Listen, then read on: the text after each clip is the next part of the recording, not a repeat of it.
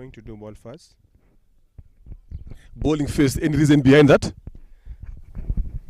Because it's a morning time, so maybe the ball might be swing, and we are trying to do chase, so it will be better for us.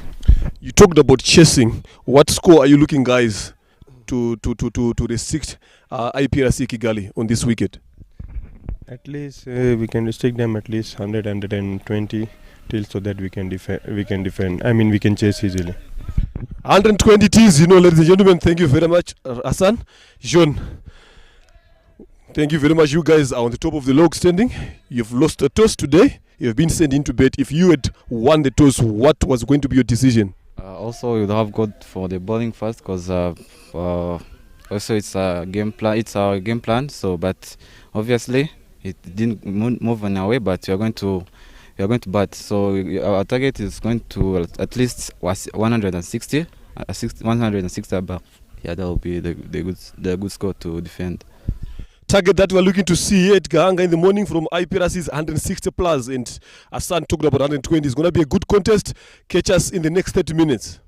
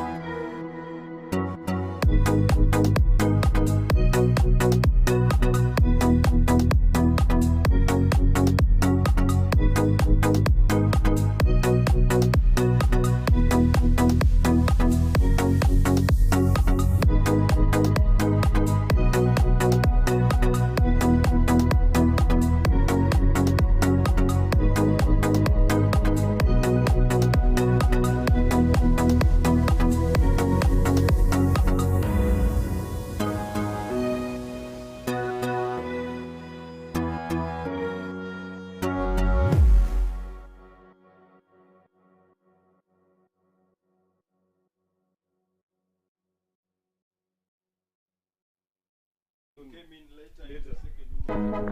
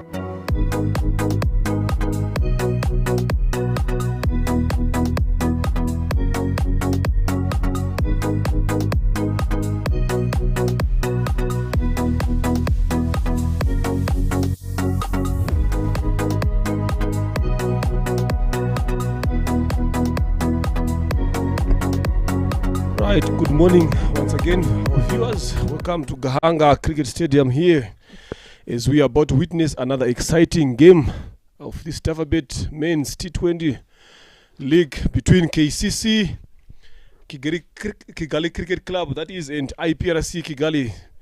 I'm currently sitting here with my counterpart early this morning. Welcome here, Adeli. How are you? I'm very good, Mr. Lenny. How are you doing?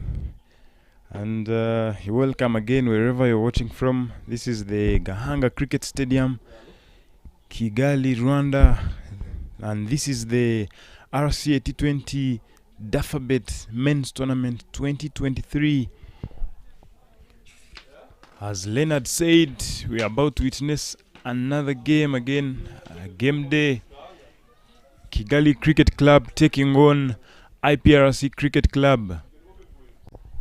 KCC have won the toss and opted to bowl first. Can we see right guards putting up a very good score, a very defendable score? Can we see KCC trying to chase down a certain score? That's the question to ask at the end of the day. But again, you're welcome.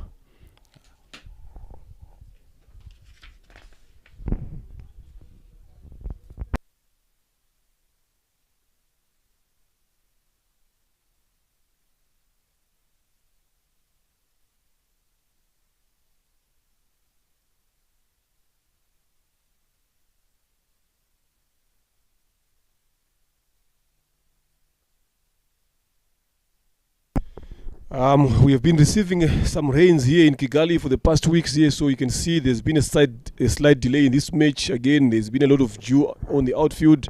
As you can see there on your screen, the umpires, the two officials with the captains talking about there's been some wet patches in there. So they are even discussing with the players, some of these players, but we have taken a trip on this ground before the toss. There are just one or two areas that can be considered, but not in that region. But these players, like if you look at it, as far as I can take it, if you look at go back to the log standing, KCC is currently sitting at the bottom of the logs. Then you can see Iprc is up there. So sometimes it can be the mindset just to frustrate, but we just have to wait for the officials to give us a full confirmation. But as far as I'm concerned, the game is supposed to have started now. So I don't know why the captain and other players are giving the officials the headache. Or maybe the officials did not take the tour on the ground before giving a go-ahead to the game. As you can see, both of them are now walking in. Under normal circumstances, I think these are some of the things that, as officials, those are the things that you normally do before the game starts, you understand, so that you don't caught up in delaying the game, and as we are currently witnessing it again. But as far as we're concerned, the game is ready to start any time from now. We're just waiting for the confirmation of umpire. If we can just go through the squads here for the team that are playing in for KCC, we've got Zaki Hassan, the captain, Kazim Patel, Ahmad Hassan, David Wimana, the wicketkeeper, Hamza Khan, Muhammad Nadia, Calvin Watua from Uganda, Charles Karisira, then Asif Kanuga, and Ronald Opio again all the way from Uganda, and Mohammed Mujtab, and the 12th man is Zishan Mohammed, that is for KCC. And looking at the Iprc Cricket Club, we at the top there we have Iradukuno Jean-Michel, the captain, the right arm medium Kubgimana Erike, the fast bowler, Manchimge Oscar, Daishimie Theophile, Emil Uchiriza, Singyaremye David, and the wicket keeper. We normally call him Mr. Bavuma, Mucho Dusenge Eme, Rukundo Jean-Pierre, Isaïe Niomugabo, Abimbabazi Eloi, Loïc, François Zirahangaje, and here comes the 12th man, Mwali Tsieri. Thank you there, Adeli. That was the Iprc Kigali. Now, if I just get through again, the log standing here, Iprc having played 3 games so far, winning 2, losing 1. They are currently sitting on the top of the table with 4 points. Then Challengers, again, having played 2 games, were winning all the 2 of them. The run rate, the net run rate is the only one that is separating these two teams with a run rate of 0.960. Then Zonic Tigers sitting up on number 3, having played 2 games again, winning 1 and losing 1 on 2 points. Then Telugu Royals having played 3 again, winning 1, losing 2, currently on 2 points again. Right Guards again also have played the same number of games, 2, winning 1, losing 1, again on 2 points. And Kigali Cricket Club yet to register a win in this tournament. So that is how the log standing is as far as we are concerned. And if we go again to the leaderboard, the top 5 batters that are leading so far is Isai Niyomugabo of Iprc, who is currently on 105, and Eric Dusingizimana is also on 103, and Roger Mkasa on 90, then Obuya Robinson on 75, then on number 5 is Brian Masaba on 73 runs. Those are the guys that are leading in terms of the runs so far. As we go to the wickets there, we've got Ramu Morampudi for Telugu Royals is on 5 wickets. Eric Kwibimana on 4 wickets. Daniel Kuimisenge on 4 wickets again. Hamsakani on 4. Rukundo Jean-Pierre on 4 again. Those are the top 5 guys that are leading in terms of wickets. We are yet to see and find out who is going to be leading, as we have got a few weeks left to finish up this Davabet RCA T20 men's tournament. You have been watching these games here, Adeline, for the past weeks. Here you've been taking part. You have seen how these guys are playing. What exactly can you tell us in terms of the performance, how the teams are coming up? Are you happy with how these guys are playing? If there's something that needs to be done, in terms of making sure that the game improves, or if there's something that needs to be kept or changed, I think you've been witnessing. What is your take on so far these past 3 weeks? Thank you there, Lenny. I've been here. I've been following games from day one. From day one, we saw how Eric batted. The very first innings he played with 70 runs not out, with very brilliant inning with Clinton again. And looking at the games that we are having, they are very competitive. Looking at some teams bringing in international players, bringing in Uganda players. It is very, very good that we are having those such players to come in and give a challenge to the guys here in Rwanda. It is we even saw the Uganda international Juma Miyaji with his pace bowling, the East Africa superstar. He was being caned here in Rwanda. It is something that wasn't there before. It is something that we are seeing in the guys here in Rwanda. If they can get challenged and get out of that zone, get out of that challenging zone and finding solutions to themselves and towards their respective teams, it is something very good.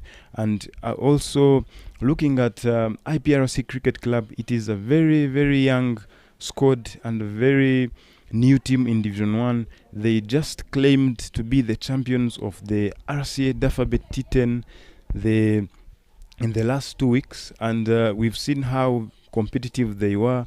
We've seen how they were going about each and every game, the aggressiveness they had on the pitch there. It was very, very good to see.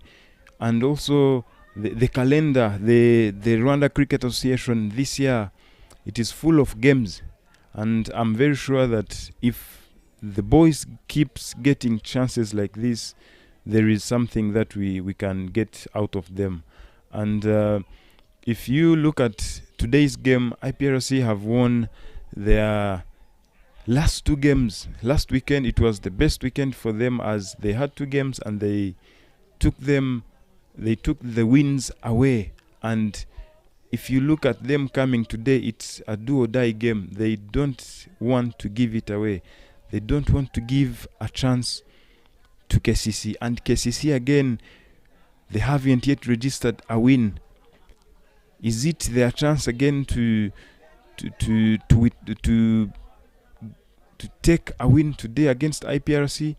Is it something that you can be sure about?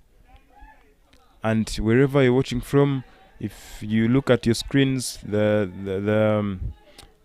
squads: IPRC Cricket Club again, Michael, the captain, Elua Loic, Kugimana Eric, Isainio Mugabo, Manishimwe Oscar, Aime, David, Emile, Jean-Pierre, Theophile, Francois, and 12-man Siedi Mwari. And KCC again, Zakia San being the captain, Asif Kanuga the opening bowler, Calvin Watua from Uganda, Charles Kalasira, David Wimana the wicketkeeper, Hamad Hassan, Hamza Khan, who has been struggling some games back.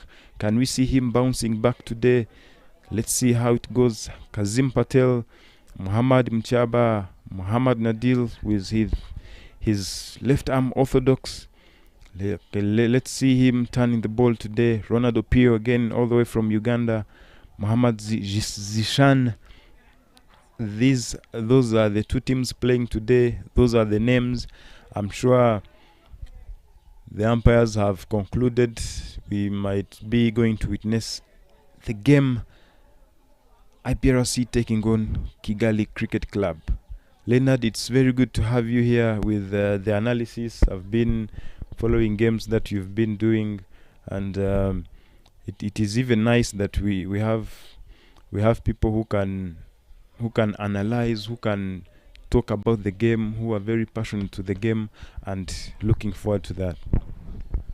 Thanks again, the Adele. Who said there? This is good to hear you guys talking about things like this, and also you being also part of the men's national setup. I think this is also a good platform again for you to see your players. This is also a good platform for the players again to get tested again this league. That's the main reason why we play this league, so that we give as much game time to our players as possible, so that when they come to the national team, at least they've been exposed to such kind of competitive cricket. I think you should be a happy man seeing your players. And if you look at some of the youngsters that are coming in, we can talk about IPRC. I'm telling you, this bunch of youngsters are very, very, very energetic and very, very talented. I'm saying they don't leave anything to go out of hand. They always fight for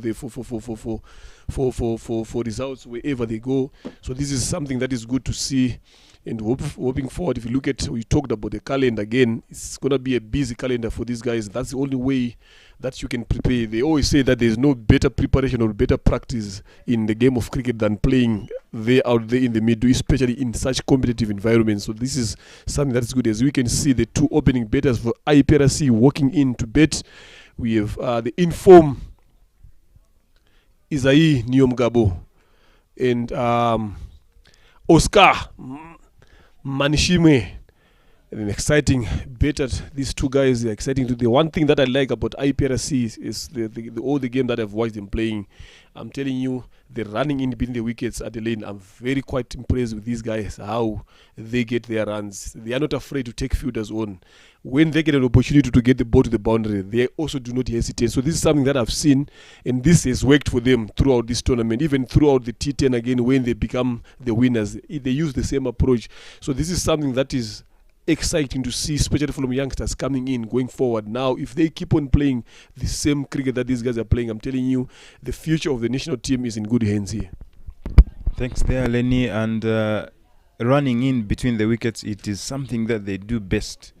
And if you look at today, they are playing on the last strip, the last pitch, and they will keep running today again, because if you look at the last wicket, the leg side part, looking at where they are, the bowler coming into bowl, as if Kanuga is bowling from the airport end, the leg side is huge. So I'm sure they will be taking on twos, threes, and again running in hard between the wickets, because they are not the guys who can hit boundaries, back-to-back boundaries. But again, they can run in between there. If one boundary comes, it brings the next one. It brings two, they become three, and things goes in that way. Asif Kanuga again bowling from the airport end, bowling to Isai Niomugabo, who is going to face the very first ball of the inning. Asif Kanuga coming in. Let's see what Isai has in the store for us today.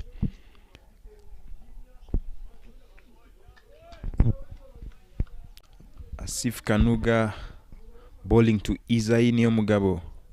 The very first ball being a dot ball.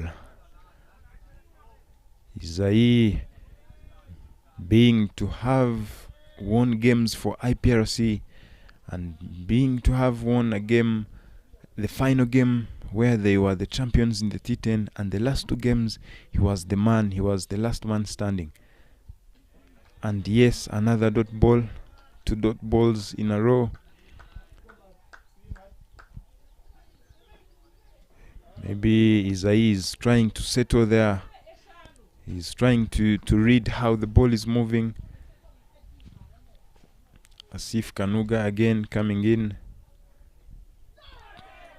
Isai trying to go for a cut, but again he's not yet as that is his favorite shot. We've seen him playing the likes of Clinton Rubagumya, the likes of Juma Miaj. Let's see how he goes about the 4th ball of Asif Kanuga. A loud appeal, and yes, it is given. It is given. Isai is gone, I'm telling you. Isai is gone after conceding 3 dot balls. The 4th ball, Asif Kanuga just bowled it straight to the pads, and Isai seemed to have gone for a glance. He went slightly across the line, and Eric couldn't hesitate as he raised his finger, and Isai is gone, facing 3 balls without scoring a run. 1 wicket down.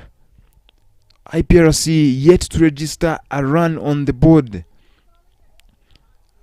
Oh, that is plumb, I'm telling you. What ball there by Asif Kanuga. The new man in, Mr. Bavuma. Same size, but again different in statistics. Let's see Mucho Dusenge Eme, the man on strike. Let's see what he has got today. He normally, some games back, he was given a foundation by Isai and Oscar coming in. The very first ball, the last 2 games, the first ball he faced, he went for a boundary, and the next ball he was gone. I hope he doesn't do the same. I hope all goes well with him today, and we see him maneuvering the field, manipulating the field, putting up runs for his team. Let's see as he warms up, as he is about to face the 5th delivery of the very first over of the inning from Asif Kanuga. Asif Kanuga again coming in. It's another dot ball. Are we going to see a maiden wicket? Eme will have to be careful there. Asif Kanuga bowling his last delivery of the very first over of the inning.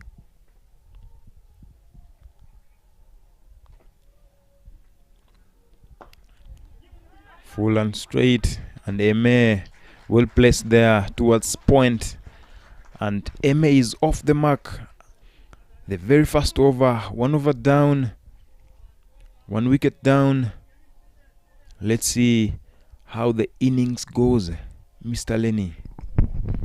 Yes, good start there from KCC, taking the most important wicket, the informed better of Isai Niomugabo. But what I can say here, I think if you look at the intelligent bowling from Asif, if you look at the setup, the first 3 dot balls, if you look at the line and the length, he was bowling a bit short and a bit wide.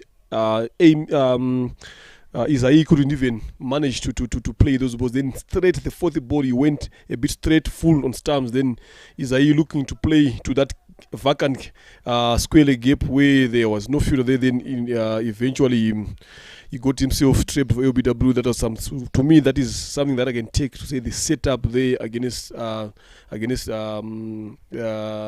was good from Asif, and good start for them. And you've mentioned about it again. Usually, Mchio Amy usually comes when these two guys, Oscar and Isaiah, have set in a good foundation for his team. So it was a matter of it becoming easy for him to come and play his own game. As we see again now, Ahmad coming into ball from the pavilion end. He starts on with a dot ball. So going back to that conversation again of Amy coming in when these two guys have given him a good foundation so that he can come and play freely. So it's going to be interesting now to see now he's coming into the first over. Now he has faced his first ball. He's now faced his second ball. He's got 1 run so far. So what approach is he going to use going forward? Because his team needs him. We've got a lot of way to go here now. We're talking about 19 overs here as he just pierce that ball through the third man region for a single and rotate strike to bring Oscar Manishimo on strike. Is yet to face a ball. So going back again to that now to say, if you are Amy now, yes, you have been playing for the past 3 games when a platform had been set for you. Now you've come in a bit earlier than expected. What approach are you going to use here? Are you going to change your game? Are you going to hold up a bit, or are you just going to play the same way you've been playing before? If I was a mayor here, let's see Oscar facing driven towards mid of region for a dot ball, and looking at Eme, I'm sure he was playing when he was given a foundation, but today there was no foundation, and here he comes in. He'll have to. It is a mindset shift from where he was playing at 1 down when he was given a foundation, pulled away towards mid wicket, and another dot ball coming back to Eme. He will need to stay there until the end. One of those 2 boys must bat through, and as in we talked about running in between the wickets. They are good at that. That's the thing that they do best. They will have to rotate the strike more for them to have at least some runs on board in the power play. It is pulled away.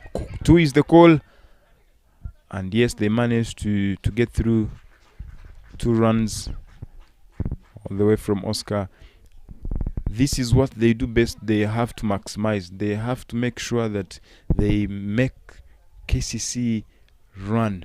If they don't run, I don't think that we shall see balls flying out of the park. A good 2 runs there taken by these 2 boys. Yes. You always hear players, especially top order batters, again dropped short. If you can see, you can hear Oscar is frustrated with himself. He knows he could have done better with these delivers that he's getting, as we see over number 2 coming to an end there with the score on 4, having lost 1 wicket. Iprc, that is. So if you've talked about a lot of these top order batters, they always talk about, I want to bet up the order, I want to open. Batters, they always want to look to open. Now, look at someone like Amy now. Yes, you've been coming at number 3, doing good at that level. Now you've been given an opportunity to open again. So this is something that you can also take to your advantage to say, I've been crying for an opportunity like this to have more time on the wicket. Now I've been given time to come and bet. What sort of approach am I going to use here now? Am I going to play going for my game, yes or no, or I'm just going to try to play around? Because when a wicket falls in any cricket game, that is pressure that comes into the team. So if you stick that into your mind, a lot of the times you're always going to end up not playing your game. So it's something that maybe it's my own opinion. If it was me, I wouldn't get worried too much. There's where they shout there, caught behind. So I was just waiting for the umpire to give us the full confirmation there, but you see the batter is working. Good bowling again from Asif. You see, like what I've talked about, the setup, and look at a movement and some late away swing from his bowling. If you see Asif coming into bowl, he's not someone like who you really expect to come and get the ball to come up as quickly as we can see the replay there. There you go, short run up. There we go. That's a little bit away shape again, straight into David's hands. Good bowling there from Asif there. And if you look at even Amy, There was no footwork whatsoever towards that ball. He just threw his hands into the ball, not seeing what the ball is doing. So this is what I was saying earlier on before the wicket has been he was dismissed, to say you have come in at a different situation now. What sort of a game are you going to play? So under normal circumstances, Amy would have taken that ball to the boundary. So I think he was thinking more about the wicket that has fallen behind him, not thinking about how best he can play his game. So once you start thinking about things that have happened before that you cannot change, then you are going to end up not playing your game. And these are the results that come in now. You're not free now because you're trying to consolidate something that is not there. But what I can just say is, no matter what the situation is, you got to go out there and play your natural game. Don't worry about the other wickets that have fallen because you've still got a long way to go. So go up there, open up, play your own game. Then once you get up there, try to get as much control as you can, as much possible as you can. So this is some of the things that even them as youngsters, again, they also need to start learning going forward. Even if you look at the approach today, maybe sitting on the top of the log, they are saying we've beaten everyone now. So this game, they've just taken this game in terms of lightly to say we are up there, but you still have got a few games to come. Tables can change. So if you get opportunities like, again, playing a team that is not even won a single game in this tournament, I think you need to capitalize on that. So it's something that going forward they should start thinking ahead. And even now we are seeing Rukundo walking in. He's not a kind of player that you'd expect to hang around for at least 18 or 17 overs, you understand? So it's something that now the shiftment of that approach is what I would love to see from these two players going forward. Asif Kanuga, Rukundo is off the mark. Is there a chance? Not really. Rukundo is off the mark. 5 runs on board as of now. 2 overs. 2 overs, 0.2.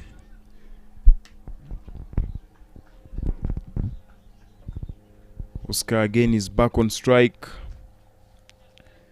And again, Asif Kanuga with his late outswing.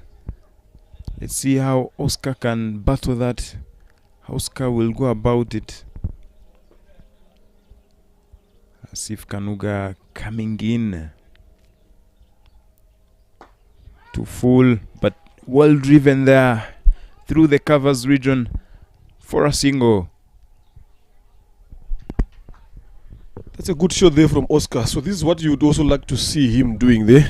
Being positive, play your own game, and now he has to bet through. He has to bet for as long as he can if they want their team to win. Because earlier on in the toss, I spoke to the captain. He was looking forward to putting on 160 plus. And I've spoken to the KCC captain again. He said they are looking at 100, 120. That's a wide now, first extra of the game. He talked about 120. So as it stands now, it's the cards are going to KCC, but you know this is a game of cricket. There's still a long way to go. We've got around about 16.3 overs to go here, so still a long way. Again, edged again to third man. Good fielding down there from the boundary from Charles, just to allow these guys to get only one run. This is what I think going forward for now, for the next, until the power play is off. I think these two batters, this is what they just need to do. See Asif off. Don't try to give him as many wickets as we see is more of a threat in this team. Wait for the other bowlers to come. So see this power play off. Survive for as long as you can. Then you take it up from there, boys. We are talking about a long way to go here.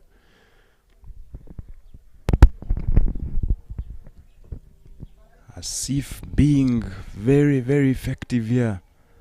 To full, well driven there through the covers. And yes, it is another single from Oscar Manishimwe.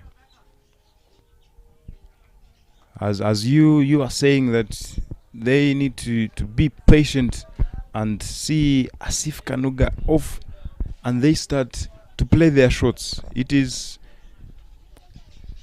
not that they are playing very. I mean, it's not that they are not playing well, but again, if a strike bowler like Asif has taken 2 wickets now, conceded 6 runs, looking at his outswinger, and again Rukundo. If Asif Kanuga was having a slips, Rukundo was to go back in the pavilion. that went for a single again from Rukundo. Asif Kanuga will have to put in a slip there for him to have a chance. And Oscar and Rukundo there in the middle will have again to make sure that they keep rotating. They don't seem to be in need of big runs. They just make sure they stay on the wicket. They run hard. They maximize the opportunity. The bad balls will come, and the only thing you can do about the bad balls, you punish them out of the park. And it is something that the two gentlemen can manage to do. Muhammad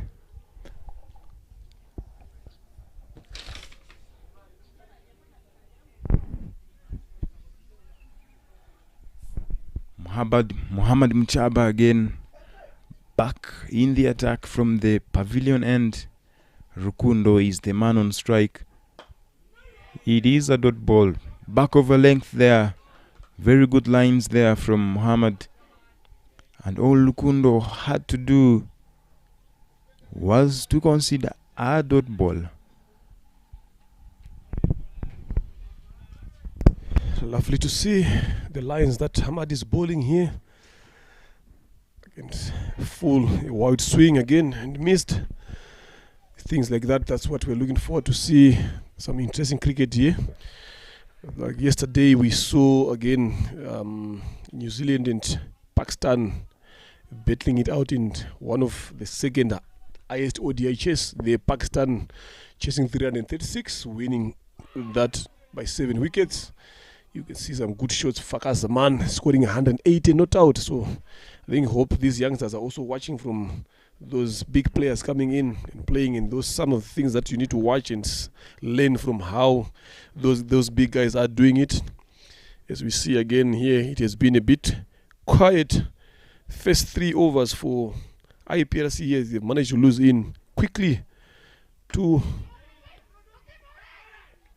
again well played into the covers, forward block, but again no run taken there. You can see Rukundo taking a cautious approach, telling Oscar, because Oscar was already running through. Then he's like, we've got a lot of time here, just hold up a bit. We've just lost 2 quick wickets here. We don't need to risk. We've got a long way to do here. I think that is what is again, if you look at it now, Adeli, look at the movement again from Rukundo, not even close to the ball, just throwing his hands onto the ball. So this is something that he also needs to start thinking about, to say, if in as much as you want to make contact with the ball, we always talk about them getting close to the ball, but at this point of time, he's not even moving the ball, he's just throwing his hands, and that is exposing him again to that outside edge that can go straight in the keeper's gloves. You see, again, smart bowling again from Muhammad there.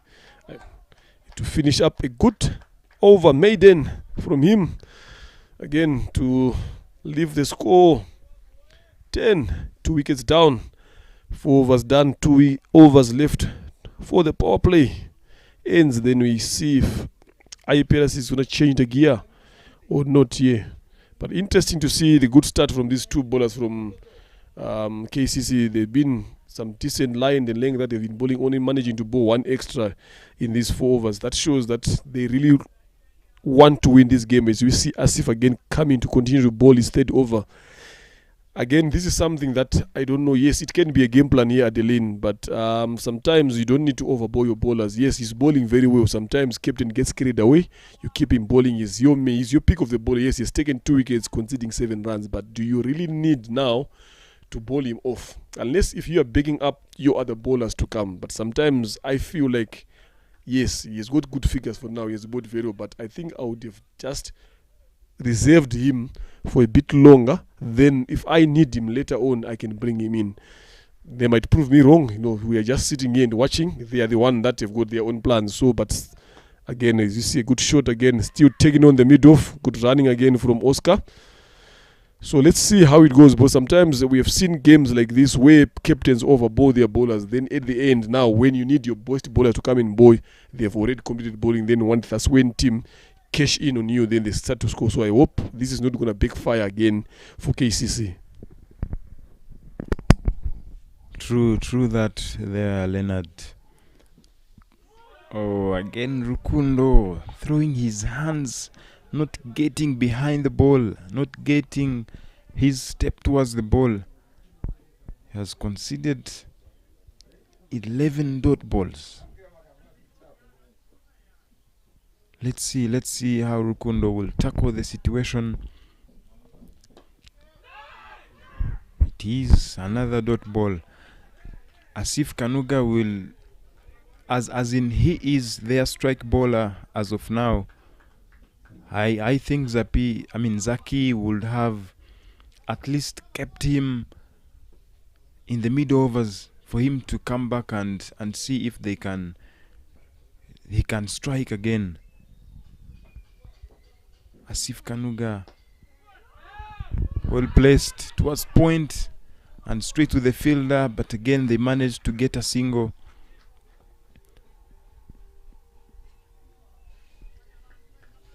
Rukundo will have again to be careful, as in Asif Kanuga is only bowling on slightly on the offside, and the two boys, they will have to make sure they are towards the ball, stepping towards the ball, getting the line of the ball, not just throwing the hands, as in that's what happened to Eme when he was caught behind by David. Asif Kanuga to bowl his 5th delivery of his 3rd over. Asif to Oscar Manshimwe. A slower, well played there by Oscar. Great shot, classy shot there. As he noticed that the mid-off is in, and he had to play it over mid-off for a boundary. The very first boundary of Iprc Cricket Club, the very first boundary from Oscar Manshimwe. 16 runs on board now, 2 wickets down. The last delivery of the 5th over. Oscar again on strike.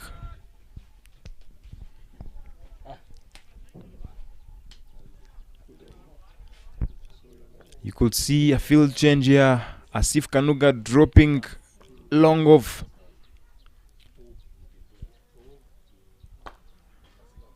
Driven straight to the bowler for a dot ball. 16 runs for 2, 5 overs down. Lovely to see Oscar there taking the challenge on now. Because sometimes you need to start putting the pedal on the accelerator there to get the runs, because it's a game of runs now. So as we see again now,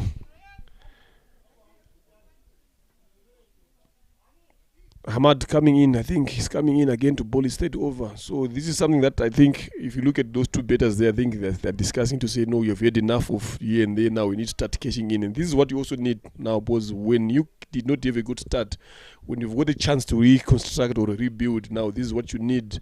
Just try to make sure that you get runs, know where the gaps are, get your placement right, things like that. When the ball is in your zone to come, that's the ball that you capitalize, you get to the boundaries. We saw that other previous ball, that it was a bit slow from Asif, then it was in the zone of Oscar. He knew where the mid-off was. Now the mid-off was inside, then he just managed to get it over the top, a couple of bounces to the boundary. So that's the presence of mind that we talk about when someone is betting, knowing where the fielders are. When the ball comes in your zone where you feel like this ball can go, you take it on, regardless of the situation. Like I said earlier on, I don't need to worry about this 2 wickets column that is there. Yes, it is there, but I don't need to get to it again. Good quick single there, direct hit could have done him out. Good backup again there, but lovely to see some good piece of fielding there from the minute Gali there. Lovely, but it was a bit too risky. Direct hit, I think we could have seen Oscar turning his back on to the wicket there. If you can see that on the replay again to see how close was it. That's quick single there. So things like that, Adelaide, that I'm saying is, even in as much as, yes, you've lost wickets, but you still have got a lot of time to recover. Just go back there, play your game, get on top of the situation. You never know what's going to come in. Try to take on bowlers again, because it's a game of runs there. If you look at, again, shot, pulled away, all the way it races to the boundary. The ball wins the race, 4 runs. Now we're seeing Oscar starting in to come in. This is what exactly I would want to see him doing, because he's the kind of player that you know can give you good runs and quick runs. So if a ball like that comes in, we've seen in the other previous over he was struggling to connect it well, but this time now well timed, well weighted placement again, perfect again. Charles takes the race there, chases the ball, but he couldn't do anything there. This is what you just need to see now, Oscar with the player of his caliber playing in such a way. Once he start doing this now, I think we'll see the rate coming up, and we expect now IPRC to start putting runs again. Played straight to point, no run again. So this is good cricket now we are starting to see from Oscar. Maybe he now knows that this is the last over of the power play. He needs to start to get as much runs as he can before the field has been spread, so that it must not be hard for him to get those boundaries. So this is smart betting from him. Let's see if he's going to continue again the next 3 deliveries that are left.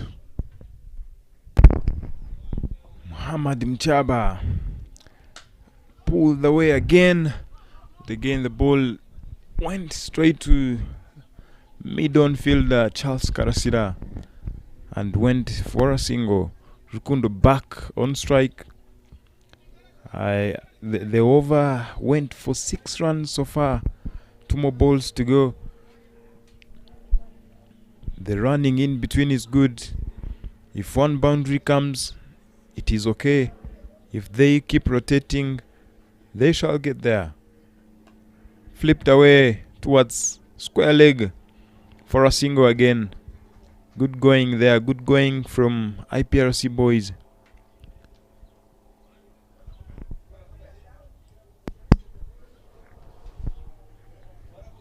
Oscar is back on strike again.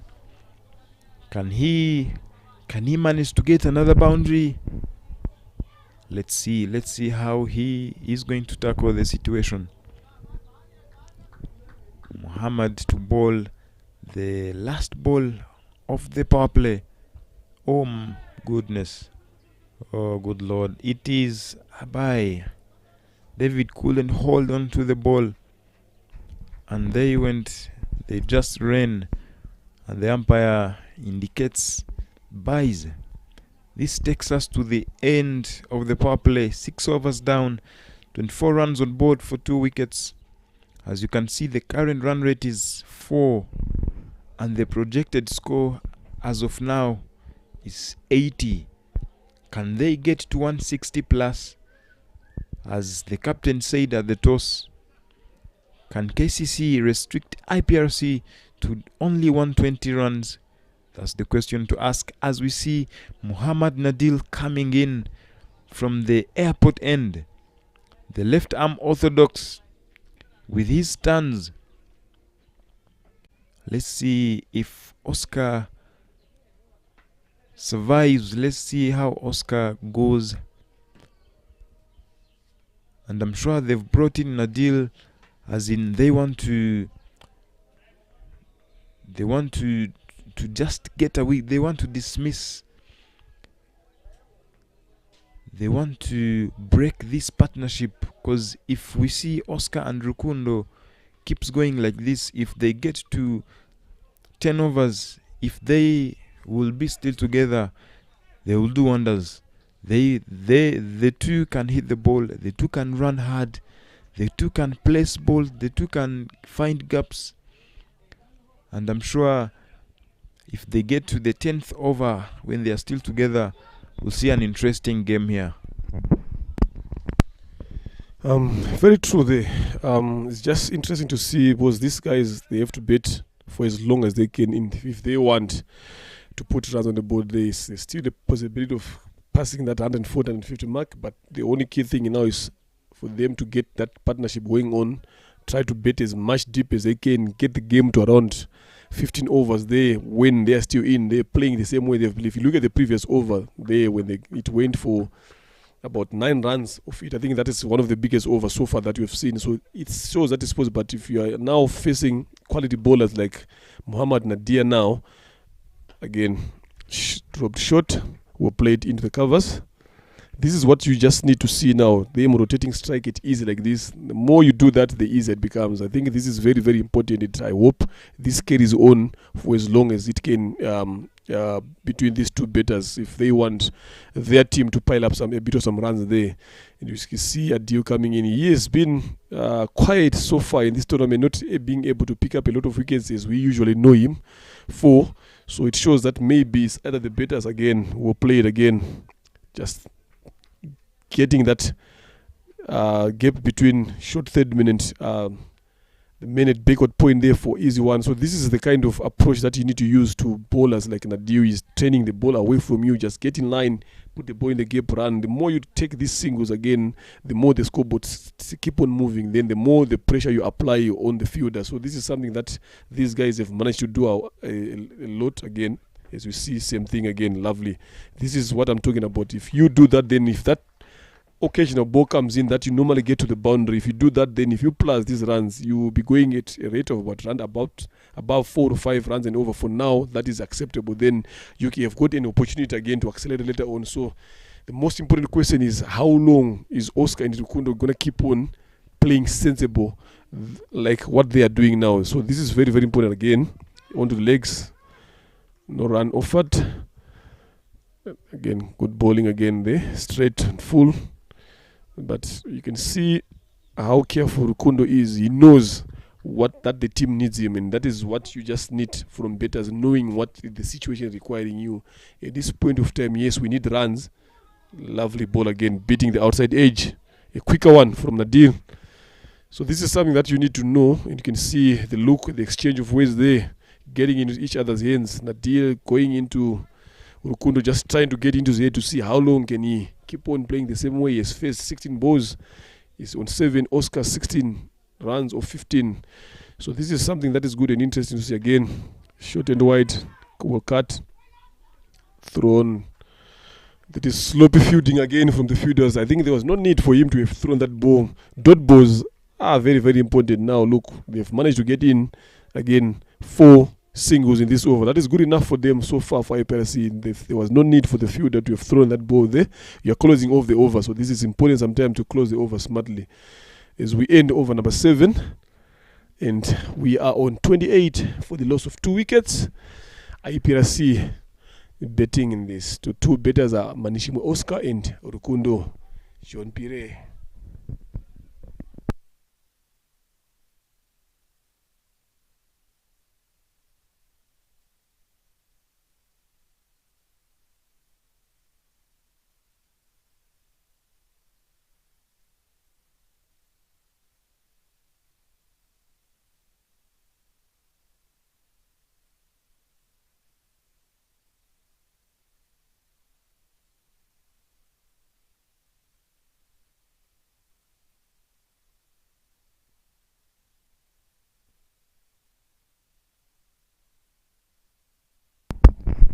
There is change of bowling from the pavilion end.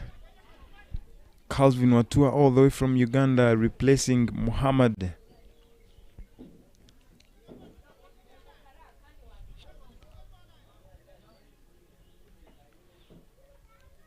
Rukundo is the guy on strike. Can he strike? Let's see, that's the question to ask.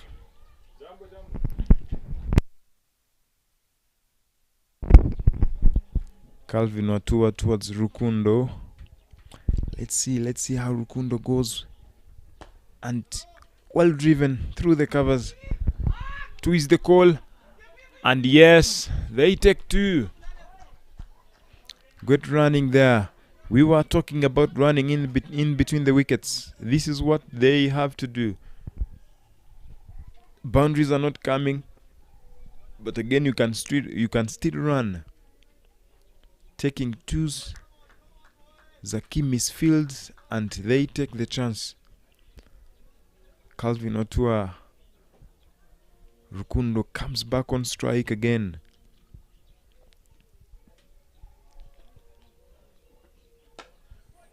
Powerfully driven towards long off. Nadil misfield, and the ball goes for a boundary. Boundary number 3. For Iprc Cricket Club. Oh goodness.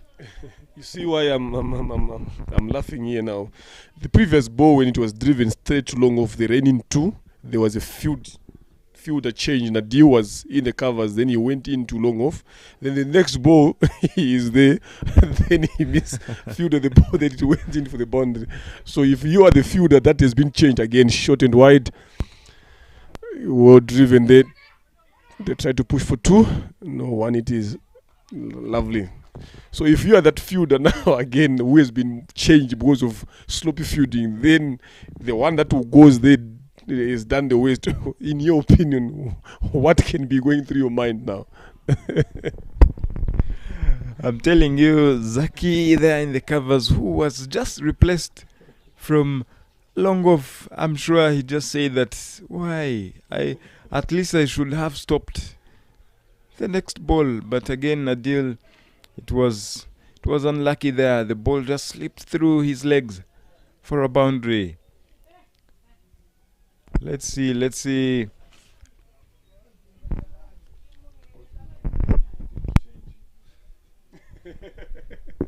Nah, they didn't change him now. They are just giving him the benefit. He can do better than that. As we see Calvin.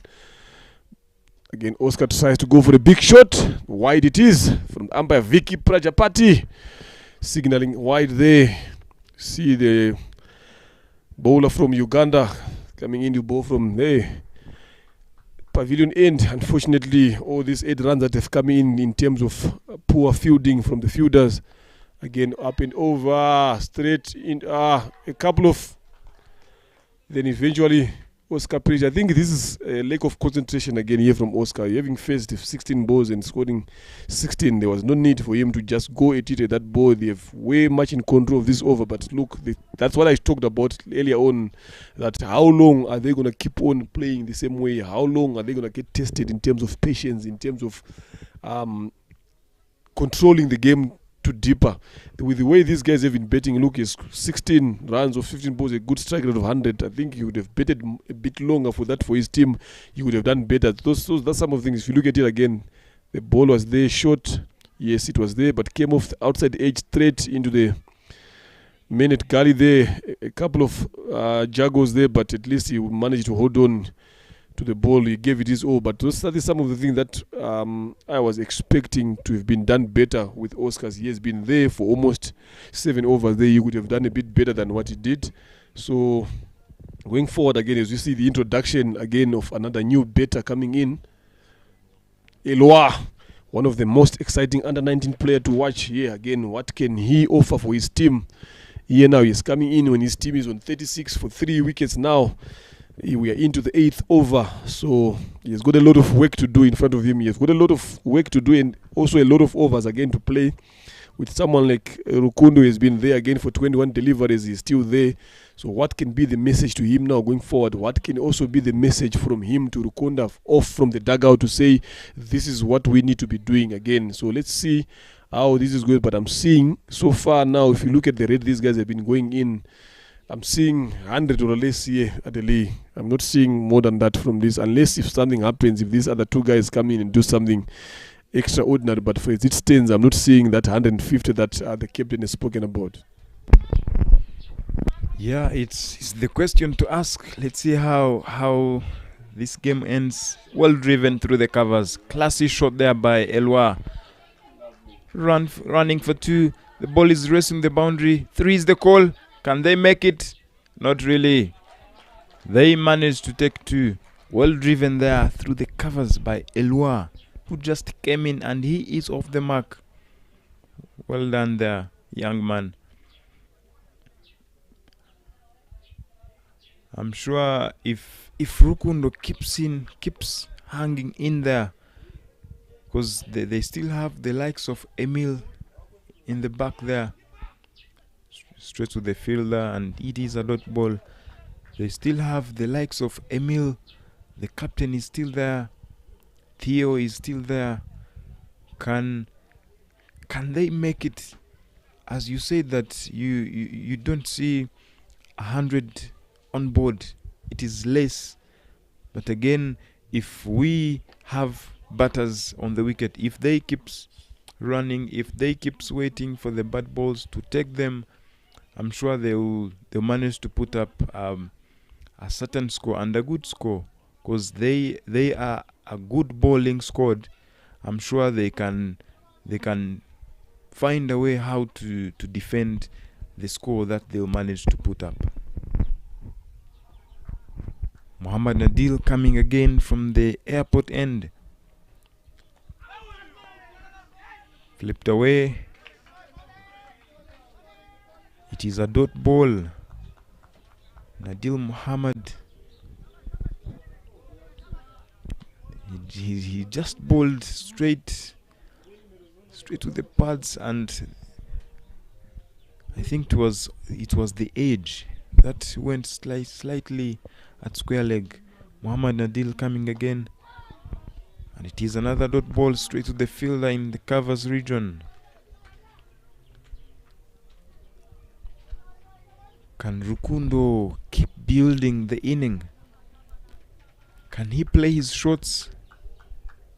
Let's see how he goes about it. Muhammad Nadil again, well driven, well placed through the covers for a single, and yes, it is.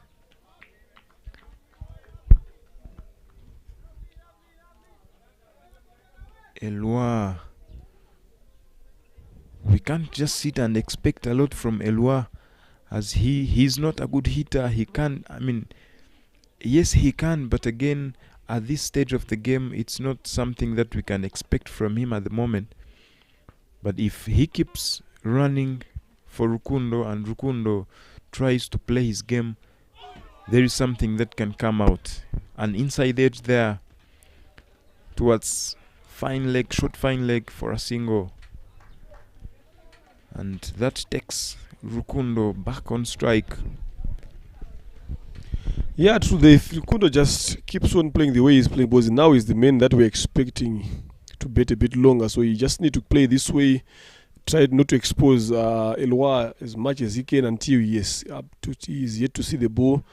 Again, Nadio tries to bowl a quicker one. We played straight again, but there was no run there, straight into covers. So the game is now on Rukundo now to take this game a bit more deeper. It's still a long way here. If they keep on going at 3-4 runs and over like what they're doing here, until around about 14-15 overs there, they'll in around about 9 or so, then you take it out from there again. Lovely ball from Nadine, but it came off the outside edge. One run again it is to end the over. Number 9 on 40. 1 for 3. 3 wickets have fallen in quick succession there. So something like that now, if he keeps on control like the way he is doing, I'm telling you, that's what he's supposed to be doing, and that's what his team expect him to do. He has been there long enough, so he should carry on betting the same way. If he wants to unleash later on, I think around about 15 overs, when you've got 30 balls left now, then I think when you still have got wickets in hand now, you can be able to start going a bit bigger than. So for now, going forward, I think you just need to keep on going at this pace, rotate. We get to 12, 13 overs. We are around 8 and 9 around mark. Then from there now, we start to speed it up. Then I think they can get to around 135, 140 there, which means that is a total that they can be able to defend. As we see again, Calvin Watua from Uganda bowling again from this end. His bowling is off spin. Then driven, good fielding from his own bowling. Lovely piece of fielding again. You see bowlers having to field their own bowling. He knows how important it is to bowl as many dot balls as he can, especially this period after taking a wicket. Try to put pressure on the batters that are in now. So this is very, very important to make sure that you bowl in the right areas. Bowl as many dot balls as you can. This is again another good ball, straight. No run again, offer straight to the bowlers. This is lovely bowling from Kevin. You need to see bowlers applying pressure on batters in such a way so that at the end, then you see again, lovely piece of shot, sloppy fielding again from the minute covers. Again, 2 runs, it is easy. So this is what you don't want. Fielders also need to pick up their bowlers. If the bowler is bowling very well, the bowler has been hit to you against straight. Yes, fielders, this is the only way that you can support your bowlers to make sure that you keep the pressure on the batters. But if you allow bowlers to pass through you now again, then you're also making it worse for your bowlers. He doesn't know what to do now because he needs your support. So this is something that KCC has been lacking lately in all the games that they've played. Again, same thing that I've been talking about. Went under the bowler's arms again for 4. This is a run that could have been stopped. Again, another finish again from 1 ball left to finish up the over. Yeah, so it's something that fielders also need to be aware of when bowlers are bowling. Bowlers are applying pressure in terms of bowling right lines, bowling to their field plans, bowling to the fielders. Then you as a fielder, again, beat the outside edge to end the over. 3 runs so far scored in this over. Lovely over from KCC and Calvin here.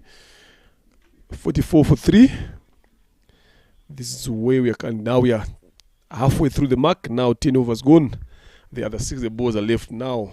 Can we see the change of? We see Isai coming in to give some instruction to Rukundo, maybe telling him to step up a bit since they have got 6 the balls left now.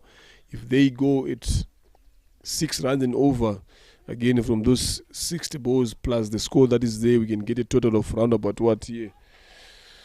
140, 104. So then we can step it up from there. I think from now onwards, going now.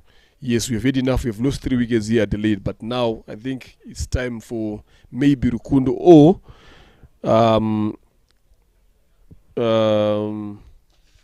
Elwa to step the gear up and get some runs on the board here. Because if they keep going at this rate, I don't see them passing 100. So one of these 2 batters now should say, I've had enough here now. Let me go. Yes, you see again Nadine Muhammad coming in. Bowling again is 3rd over in the start off with a dot. Is pressure being applied on the batters here by KCC. Lovely piece of bowling this morning from them. Yeah, Nadil, who is very, very economical and has been very economical throughout the tournaments that he has played. Well placed towards Gali for a single from Rukundo. And that brings the young man Elua on strike. Nadil, I'm sure he's thirsty of a wicket. Nadil again. A chance, not really. Nadine couldn't take that.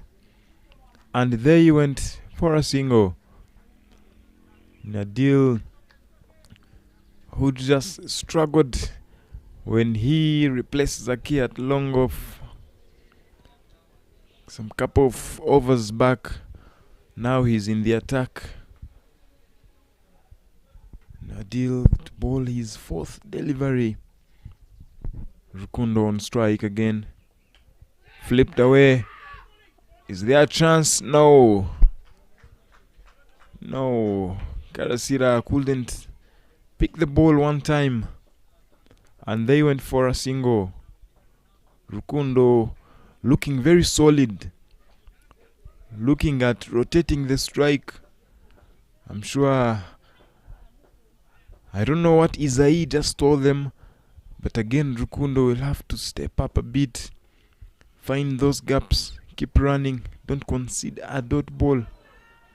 And here it is to Elua. Nadil Muhammad to bowl his last ball of his 3rd over. To have conceded only 10 runs. Very good bowling.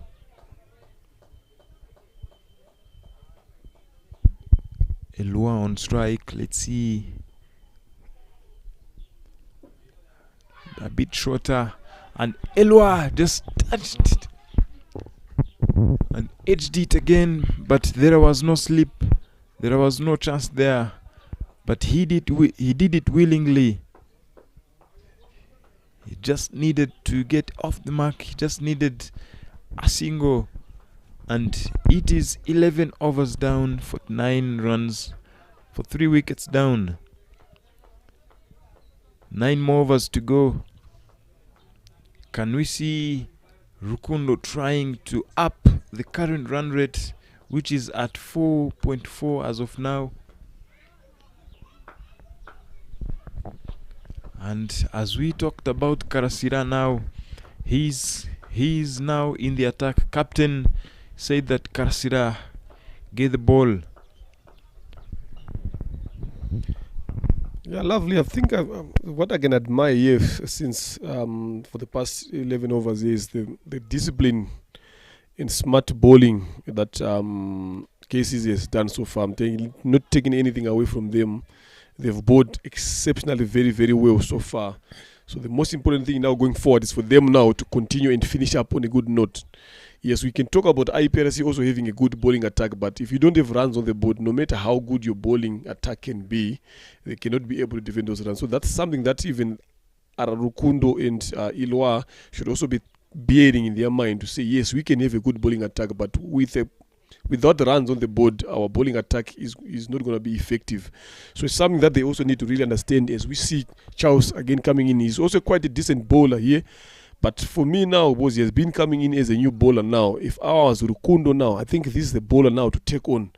As we see wide to start off with. Swing and a miss, but he's not happy. Charles there, you can see he's showing some gesture to the umpire, saying he's not happy about where you can see that again. How close was it? Because he's not happy with that ball. He feels like that was a good ball. The umpire could have done better, but no, they are the sole judges of the game. The umpire saw it differently. So that's an extra run. Second extra for in terms of wide for KCC now is the score goes to 50. Good yoker again from Charles.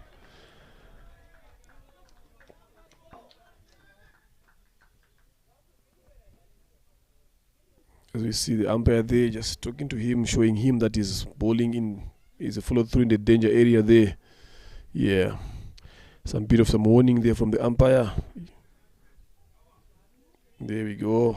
Vicky Prajapati doing the officiating job here at Kahanga. It is our RCA Davabet Men's League T20 here with KCC taking on Iprc Kigali, who is currently on top of the log standing, and KCC are sitting on the down. There we go. Lovely punch drive straight to long off. One run it is. That brings Ilwa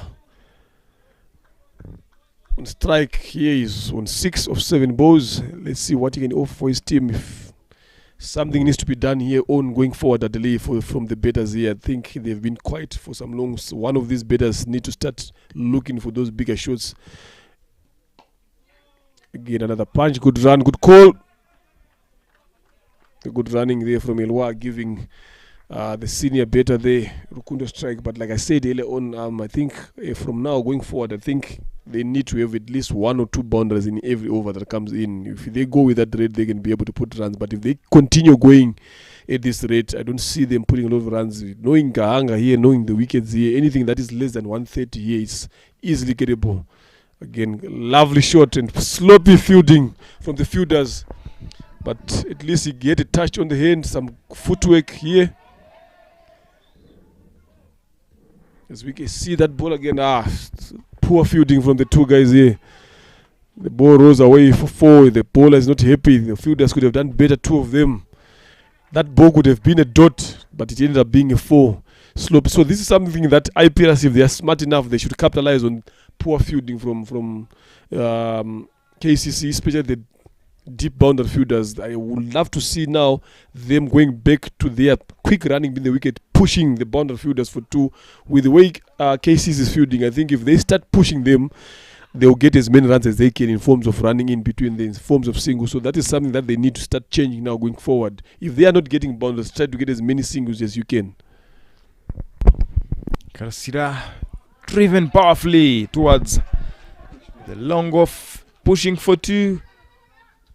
A chance, a straight hit, and it is given. Very good throw there in the deep at long off. Oh my goodness. Rukundo is gone. It was a straight hit, and they were hesitating. They tried to go for 2 for the second run, and it was the return throw. Very good throw straight to the stumps, and Rukundo couldn't manage to reach earlier. Let's see the good fielding. It was a very good shot there, powerfully hit towards long off region. And yes, it is Zaki. A very good throw there. Let's see. The straight hit. Is it? Yes, it is. Yes, it is. Lovely decision. Lovely decision by the umpire, Vicky Prajapati. 4 wickets down now. 57 runs on board. And Ruchiriza Emir comes in. Can he continue from where Rukundo left it from? Let's see how Elua and Rukundo goes on with 8 more overs to go. Karasira to bowl his last delivery of his very first over.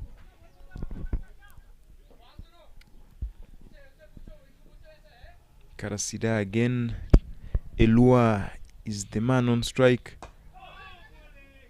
Straight to the bowler. And good fielding there, good stop there from Karasira from his bowling. And it takes us to the end of 12th over. 57 runs on board, 4 wickets down. Said for IPRC here today, it's not the IPRC that we normally know, but they will say it's a different day. They've been a bit quiet. I think it's, if you look at it, those 2 early wickets that they are not used to being in those situations, and now it is exposed their middle order now. So it's up to the middle order now to come up with answers to say, if we come in these situations, what exactly should we be doing? Because all the game that these guys have been coming in, they would come in when the top order batters have put in a good foundation, so it was easy for them now to come and pile up runs. Now you are in this bad situation where you are find yourself 57 for the loss of 4 wickets after 12 overs. That's 8 overs left now for you to play here now, and you are just coming in. You've got 2 new batters here to bat. Now this is what even KCC would love to have now, having 2 new batters in, so they have to start again. Once they've started, how much time do they have before they start going for the ball? Now, as you see the introduction of, and again, Hamza Khan off spin. So this is very, very intelligent bowling change from the captain again, knowing now that these guys need runs. Now, let's take the pace off the ball now, bring spinners, get guys to the boundaries. As you see, they're about 4. Starts off the full toss. Just lucky there, it was just dipping in, but I think Rukiriza could have done a bit better with that ball. That's what should be a boundary ball to get off there, start off the over on a good note. But now, unfortunately, they only managed to get 1 run. So this is what I was saying now, to say how long, or we see again use of the feet there, driven straight to long off. 1 run it is from Elua. So this is something that they now starting to get forward. Bowlers like Hamza Khan that come occasionally in terms of bowling, I think these are the bowlers that you should be targeting to take off and get some runs. But now the big question now is you've got 2 new batters in there now. That is where the issue is now. How long or what time are they looking forward to take on bowlers here? Again, good ball again. Sloppy fielding, but at least it was closer to him. No run taken. So this is something that is batters going forward now. Even in their dugout, this is what the conversation should be like, to say we need at least to have one of our top batters betting through and betting longer, so that when we get into a situation like this, we are not caught wanting. Lovely again piece of bowling from Hamza Khan, just bowling a bit quicker, not giving him room to go under the ball there.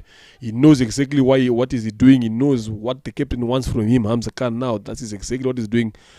2 balls left again. Lovely again. This is good piece of bowling. Bowling it a bit more full and more quicker, not giving him room to go under the ball and hit that ball outside Gahanga here. Last ball to finish up the over. Again, big hit. There we go. He went under it. Lovely. Lovely. We know Emir Rukiriza Adeli, you know him better than me. What can you say about that shot? Yeah. Hamza Khan being taken to pieces for a boundary, for a maximum. The very good shot, keeping the shape, going under the ball with his straight but hit it hard. Classy shot there by the young man, Emil. He's the kind of boy who comes in. You tell him to give you runs, he gives you runs. You tell him to give you wicket, he gives you wickets. I'm telling you. So this is the very much needed boundary for IPRC. As I told you, they had Emil, they have Theophil, they have the captain Michael.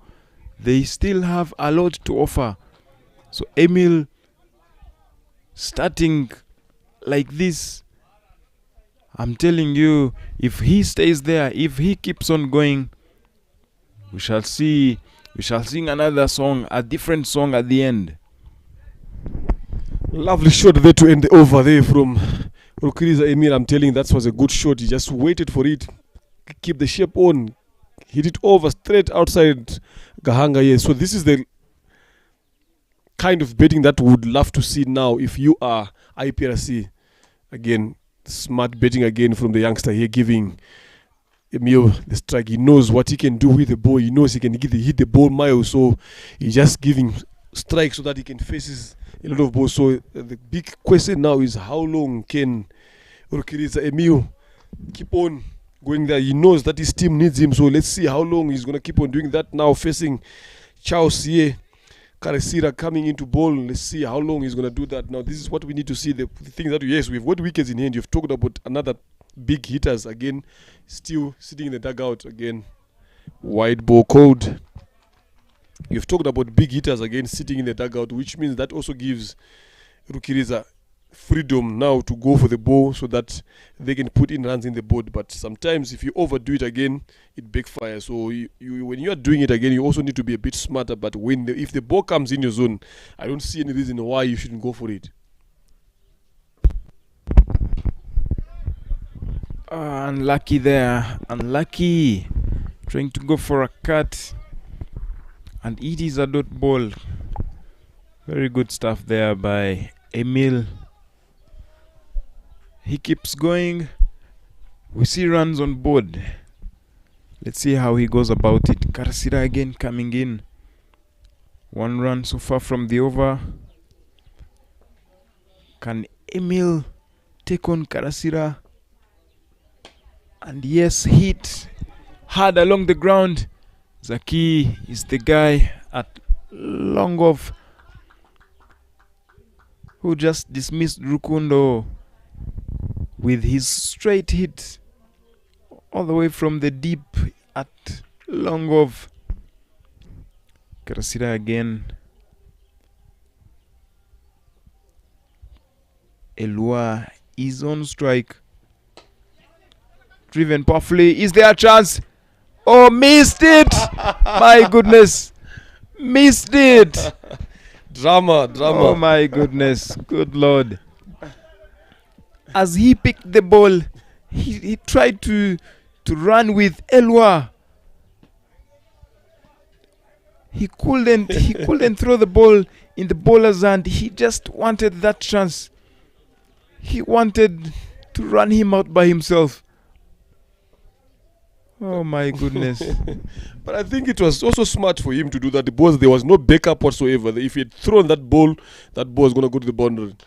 So I think that it was a bit smart. Yes, would have said he would have done better, but I think that was better enough to what he did. He just missed it by a whisker, but I think that was a good plan to run towards because Eloa was miles away from the crease there.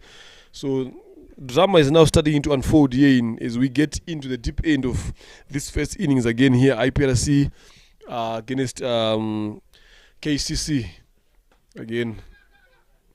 But now, having said that again, yes, you are trying to go for the ball. But now if you look at the amount of dot balls now these two are conceding, I think at this point of time, these dot balls are far too many. They should be, if they are not getting in runs, at least they should be getting in a lot of singles there. I think that's what these two guys should be able to do. Because fours are not coming in so easy. So the best thing to do now is try to get as many ones and as many twos as you can so that you keep piling up the runs on the board. Because currently they are just above 4.93 run rate. Then if they keep on going with that, we are going to see 100 or less. So it's something that they also need to think about and something that they have to find somewhere in their deep pockets to say how best can we go and maximize on the ball that are bowling in. As we see the other first over, Hamza Khan bowled his first 5 dot balls, then the last ball went in for a 6. So let's see how is he going to come back again in this over. Now he's bowling to Isai. Now say let's to Elwa. Sorry, I beg your pardon. He's bowling to Elwa now. So let's see how he's gonna again straight to point. No run again offered. So the smart thing that Elwa needs to do is now to try to get off strike as much as he can. Then bring in the big hitting Rukiriza Emi on strike so that he can take the job. Yes, we see that a dead ball here.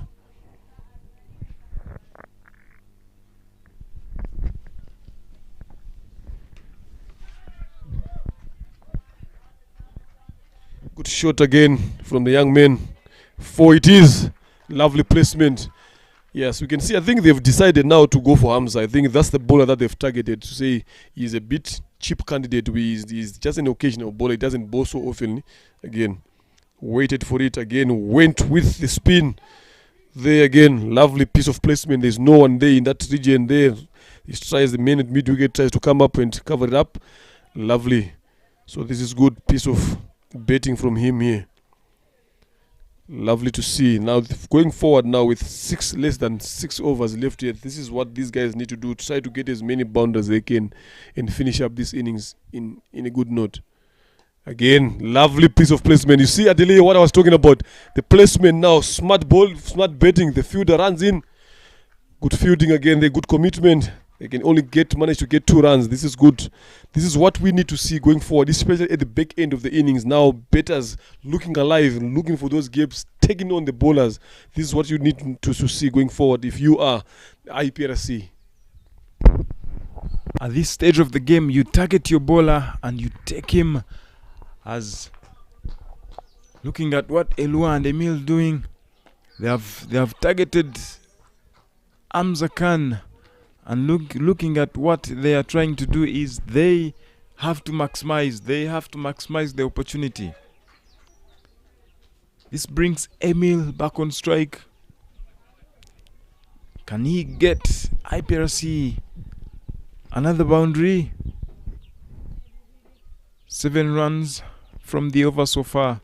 2 more balls to go. Driven powerfully towards long off region. For a single.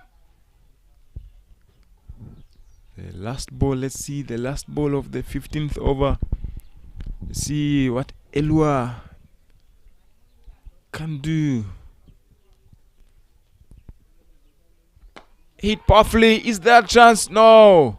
2 is a call. It is put down. 2 is the call. A run out chance. And missed again. The bowler couldn't collect the ball.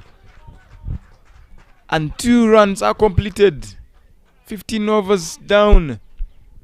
Oh my god, that was a chance. Straight in the cover, straight to the fielder. Muhammad Nadil tried to give it a dive, but went in vain. And puts it down. My goodness. Those are the chances you can't miss. You couldn't miss that, Mr. Nadil. What are you doing? Yeah, it normally hits a lot when it's one of your best fielders giving away those chances, and if you see that over, it's a good over for IPRC getting 10 runs off it. That is good. Again, as we see, they've moved now to 79 again for the loss of 4. Now we've got 30 balls left. Now, how and what approach is IPRC, Rukiriza Emil and Ilwa? What approach are these guys going to use in terms of finishing up this game? Now can you see them coming hard on bowlers as we see Charles Karisira continuing. Yes, it is. Huge hit 6 again. That is Rukiriza for you now. Good start from the over. Getting on top of the ball and maximum 6 again to the bigger side of the ground. Lovely to see. See the weighting of it. As you can see, Charles board a bit more full. Look at the weight, long levers. There we go. Clears that left leg off the way to allow the shoulders to come through and hit the shot there for 6. Lovely piece of shot from the young man there. How long can he keep on doing this? This is what we are yet to see. Exciting. Last 30 balls here from IPRC. Can they take on to that 130, 140 the captain has spoken about? We see some now, another field adjustment, another man being put back down there just on the second mid-wicket. Third man drops into the circle. yet again, smart, good comeback again from Charles. A lovely Yoka. A lovely piece of bowling, good comeback. But yet, this is a good start again from Rukiriza here, just to get on top of the bowlers off the first ball. So this is now pressure again back to Charles here.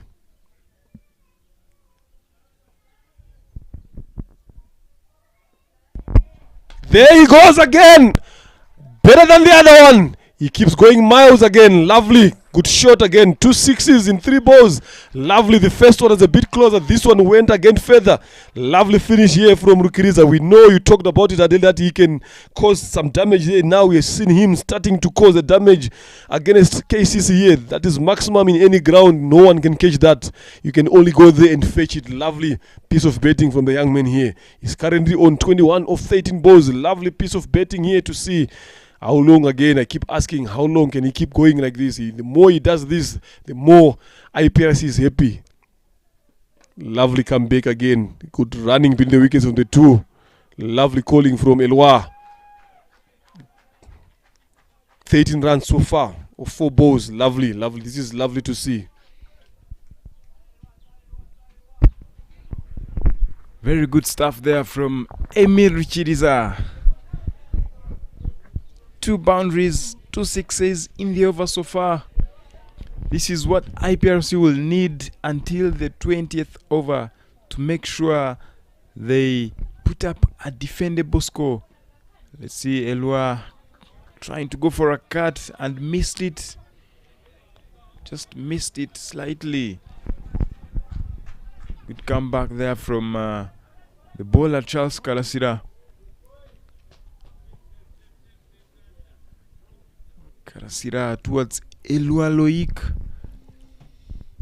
Oh my goodness, playing across the line. That's across the line. And I'm sure the captain, wherever he's sitting in the dugout, is not happy with a dot ball. But again, good over so far. 13 from the over. 16 overs down. 92 is the score on board for 4 wickets down. The current run rate has jumped to 5.75. It's very good, which they will need to take it at least to 8, as in we are in the last overs. Asif Kanuga is remain with 1 over. Nadil is still there. We still have Karasira. I think he still has one more to go. Let's see if Emil can keep on going, as you were saying it, Mr. Lenny, that for how long will Emil keep on doing this? He will have to keep staying in there to make sure that Iprc have a score to defend at the end. Definitely, yeah, that's what you need here. You need to have a score on the board, a decent one there, so that when you come into bowl, you've got something to bowl it. This is going to be again another good contest between these two guys here. Nadia, we know what he can do with the ball. Lovely shot. Good fielding again from point there, saving his team 3 runs. Lovely to see. So as we can see, we've talked about it again. We've got someone like Nadia bowling in now. He's a quality bowler. I think he's bowling his last over here now. So it's going to be a good contest between these 2 guys here now. These guys, yes, just chipped over. Long off, smart bowling. He knew that he can't clear the bounder, but the best that he can do is just hit it over, chip it inside there, then allow again Rukiriza to come on strike. Lovely piece of bailing from the youngster here again, as he takes his team to 94. Can we see 100 in this over? We are yet to find out. Drop shot. Poor execution there from Rukiriza. Good catch there. Easy catch from Hamza in the covers.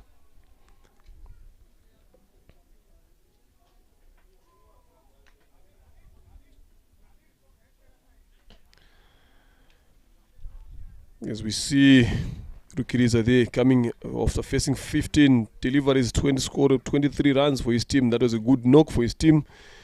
Drop shot there, he tried to pull, but poor execution. Then he only managed to find Hamza Khan in the covers. That brings in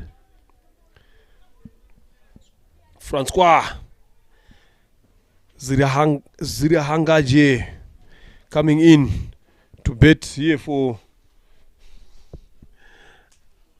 Iprc as they now on 94 for the loss of 5 wickets. Here we are into the 17th over. What can Francois offer for this team? Adeli, he come in when a team needs more runs now here. Can he be the man to come and give his team the much needed runs that they are looking for? Yes, I agree there. Because I've seen him when the IPRC were playing against right guards. As he came in like this, they were short of runs, and Zirangaje Francois, they expected runs from him, they expected boundaries from him, and yes, he gave them boundaries, which made them win against right guards. So can he do it one more time? Can he do it this time, as it is much needed? Let's see what he has got in the show today.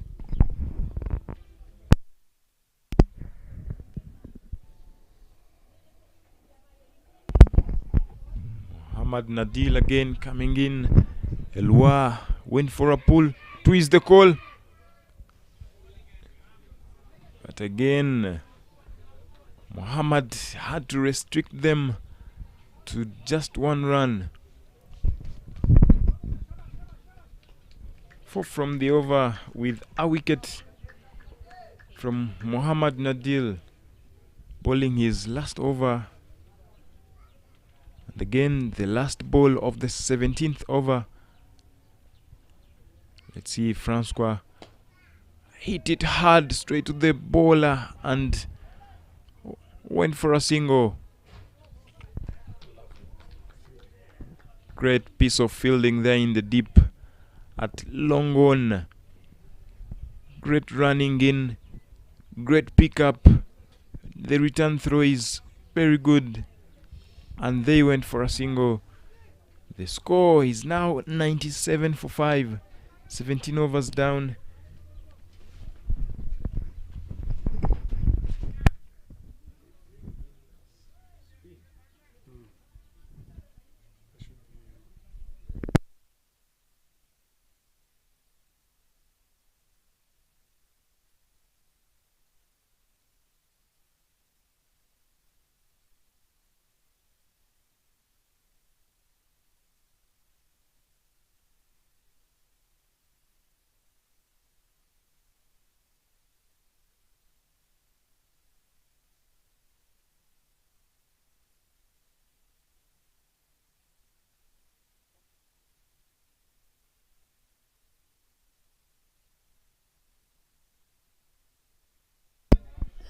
Bowling change again into the 18th over. Calvin Watua, all the way from Uganda, coming in to bowl his second over. His first over went for 13. Big shout here for LBW. Umpire not interested. No signal given, which means it came off the bet.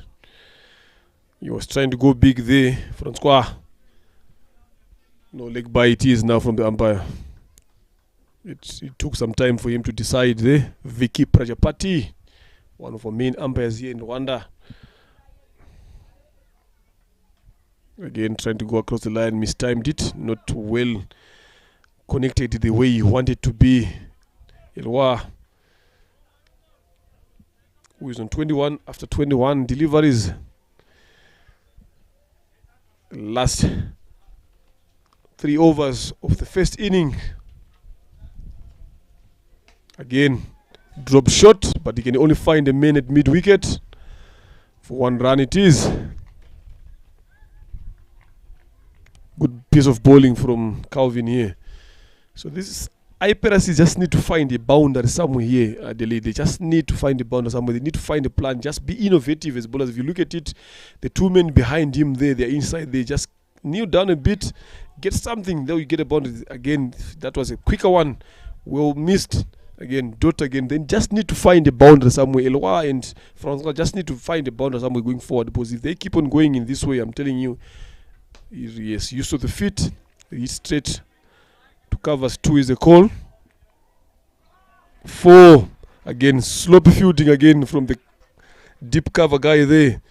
Let's hope these runs won't hunt them at the end of this inning. These are runs, we've seen a couple of them. I think if I am to count, they've seen about 16 runs that went in forms of bounders that could have been saved by KCC. So it's something that going forward, this when they come for their run chase, let's hope they will not regret this.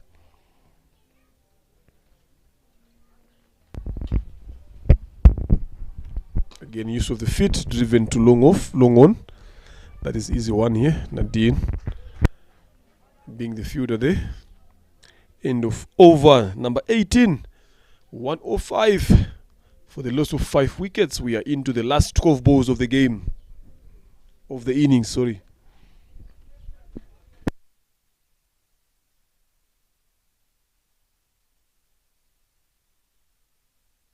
Earlier on at the toss, Zaki Hassan, the captain, said they are looking to chase 120 unless it seems like it has gone to their plan, because so far we were seeing 105 here. After 18 overs, 2 overs left, anything can be possible, but it seems like it's going according to the way he has planned. He said they are comfortable chasing 120 unless, so let's see if he has got his ways right. And I spoke to Michael again. The Iprc Kigali talked about 150, 160, but as it stands now, it seems very, very, very far for them to reach there. It is again the Davabet RCA. T20 shot again and wide shot. Well played, we could pull straight. We'll stop at mid at short at the main. It's short fine leg. It is all right happening here at Gahanga Cricket Stadium. If you have got, it's a long holiday, if you want to spend your time again here, come and watch some lovely cricket here at Gahanga Cricket Stadium, here right here in the heart of Kigali. Again, drop shot, slow fielding from the keeper. There's no one behind the keeper that races away to the boundary for 4. You don't need this now, especially at this point of the game. You need to look at those sloppy fielding again. Those are the things that we've been talking. These are runs that could have been saved. 16 of them that could have been saved here. Now they are now becoming a bit loose at the end here. KCC. Now we've seen again some field adjustment. The man has been dropped to fine leg. Mid wicket brought in to the Seiko. 110 is the score so far again. Now, this is what I've been talking about now. The man has been dropped inside. Again, there's another man covering that boundary there. They can only get 2 runs. So you gotta, even as a bowler at the lane, if you're bowling, whenever you make a field adjustment, you gotta know what kind of delivery you're gonna bowl, where your fielders are. Now you've put someone from away from the boundary inside the circle, then you bowl where you can get hit there. Then I don't even know what the plan is exactly. Again, quick single. Risky direct hit could have been interesting. Could have seen one of these batters walking off the field there, but fortunate enough they survive. Unfortunately for KCC, he's still betting in. So it's something that they also need to go forward, even in the other upcoming games that are coming in. When you are bowlers bowling again with your plan, with your fielders in place, bowl to them so that they can also support you. Again, wide it is.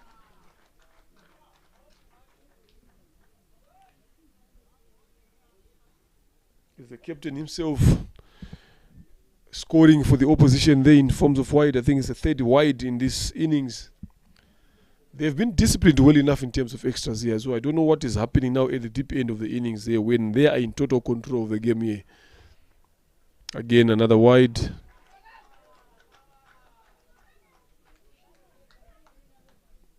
It's just a matter of concentration here, Adeli, from the bowlers here. You're ending up your innings, you gotta finish up strong, so you just need to concentrate, bowl your right lines, bowl your right length, then just wait for the batters to make the mistakes and come for you. You've seen it's changed the change of angles now is coming around the wicket.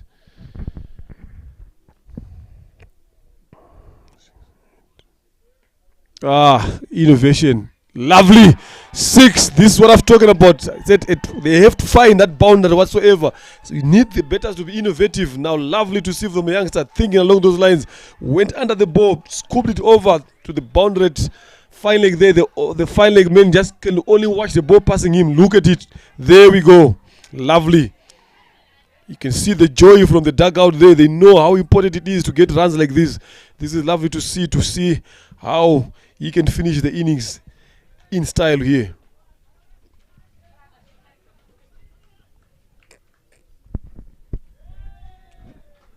Dead ball again. Pressure's coming in. 16 runs so far in this over. Lovely. That's a huge over for Iprc. Very huge over. I think this is the biggest over you've seen so far in this innings. Again, wide. Very poor bowling here from the captain himself here. He talked about defending. He talked about chasing 120 and less. Now it's on 122. Can those extra runs that are coming in gonna be effective to them? Because he said, the kind of bowling the kind of bowling lineup they are going to be facing up. So he was like, at least 120 we can chase. So anything after this now is gonna be them using a different plan and a different approach. How many runs again can Iprc pile up in these last 7 balls? Got big again. Square leg. 2 is the call. Then 2 it is. He tries to run in, steering for a run for unfortunate enough, they managed to get a wicket there, but there was not even 3 there. He should have hanged around for the last 6 balls, but since his team need runs, he had to do something there, try to push in the fielders, but none other than less. But that was some interesting 34 runs of 27 balls to see from 10 runs of 7 balls to see from Francois here. Lovely, he did his job for the team, managed to put in some runs for his team. He came when his team needed a bit of some runs. He gave us some few big hits. This is good to see again. As you see that replay again, is trying into good shot again. Good flick of the hands to square leg there. 2 was the call. Managing to push 2. Then they got a bit greedy now, wanting to come back for 3. There you go.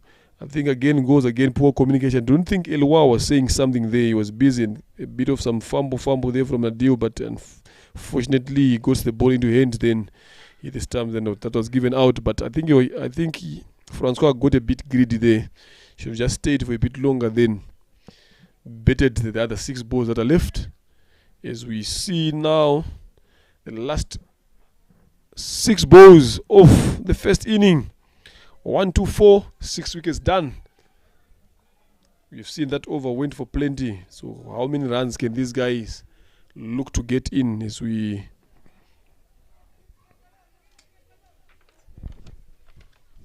seen Kubimana Eric coming in to do the finishing job for his team. How many runs can he give us, or can he give the team here? 130. Still Calvin bowling. There he goes big. The intentions are clear, but he can only find the minute long on. You pick the ball very well thrown. Again, that brings in Ilwa, who's currently on 36 of 28 balls. Lovely piece of betting we've seen from the young man here. Dropped shot. Hit into the covers. Lovely piece of placement. Adelaide, this is lovely to see. Again, some good fielding from the fielder there. Running in again, pushing in 3 runs. Lovely to see. This is what you need to see from the energetic Elwa here. Good placement. He knew where the gap was. He hit the ball very hard into the covers, straight on. He was looking for that bounder that we've been talking about, but he can only manage to get 3 runs. Lovely piece of betting from him there. 3-4 runs so far of 2 balls in this over. 4 balls to go.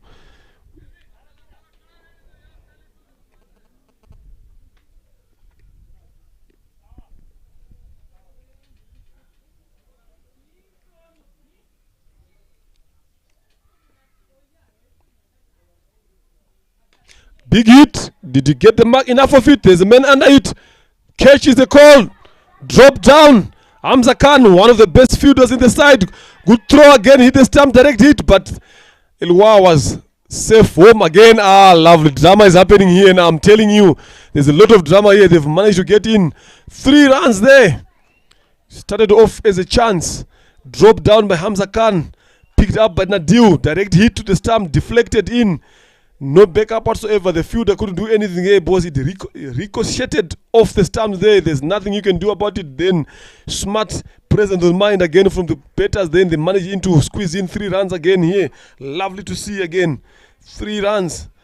7 runs so far. Look at it. Big hit. There's Kuwait under in it. There you go. Missed it. We always talk about getting those hands high up above the eye level there for you to have a lot of chances to catch it, but that was not the case with Hamza Khan. Hope again they won't regret these chances that they've offered for Iprc. Now they are sitting on 131 with 3 balls left. Use of the feet again, couldn't even get the gap. He can only manage to find the bowler himself.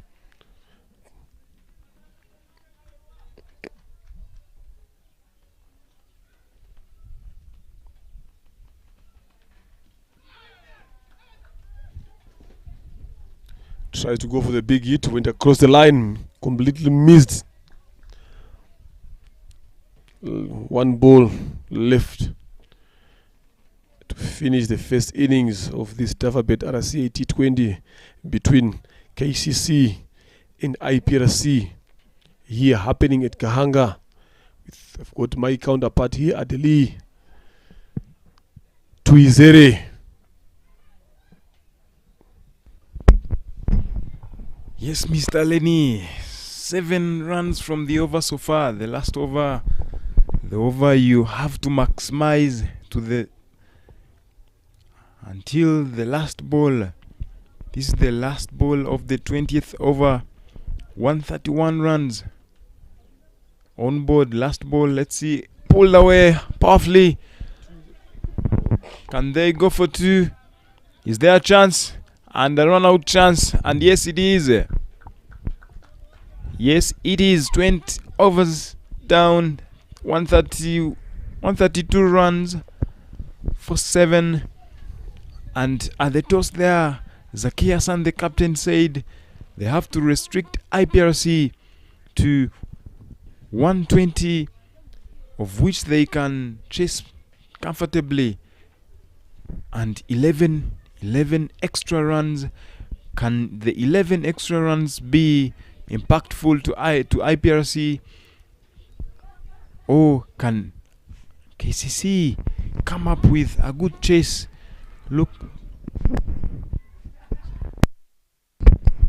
Looking at the scorecard here, Manshimye Oscar striking at 100 exactly, 16 off 16. And Rukundo came in to build the innings, 28 off 38 balls. Elua, who was the man of the hour, who just kept it going until the end with his 39 runs off 31 deliveries, striking at 125 exactly, which is Emire with his power hitting skills, with 23 off only. Rishiza Emire, who just came in, 23 off 16 deliveries, 3 sixes, striking it at 143. And again Francois, 10 runs off 7, and Eric, who managed to put up 4 runs off 2 balls. Very good stuff there, very good comeback. Looking at the bowling, Muhammad Nadil, who was very economical, bowling for overs, conceding 17 runs and picking up 1 wicket. And again, Calvin Watua, Charles Kalasira, Iprc finishing on 132 for 7 in the whole allotted 20 overs. KCC are in need of 133 runs to win in 20 overs. We'll catch up later in the second innings. Stay tuned.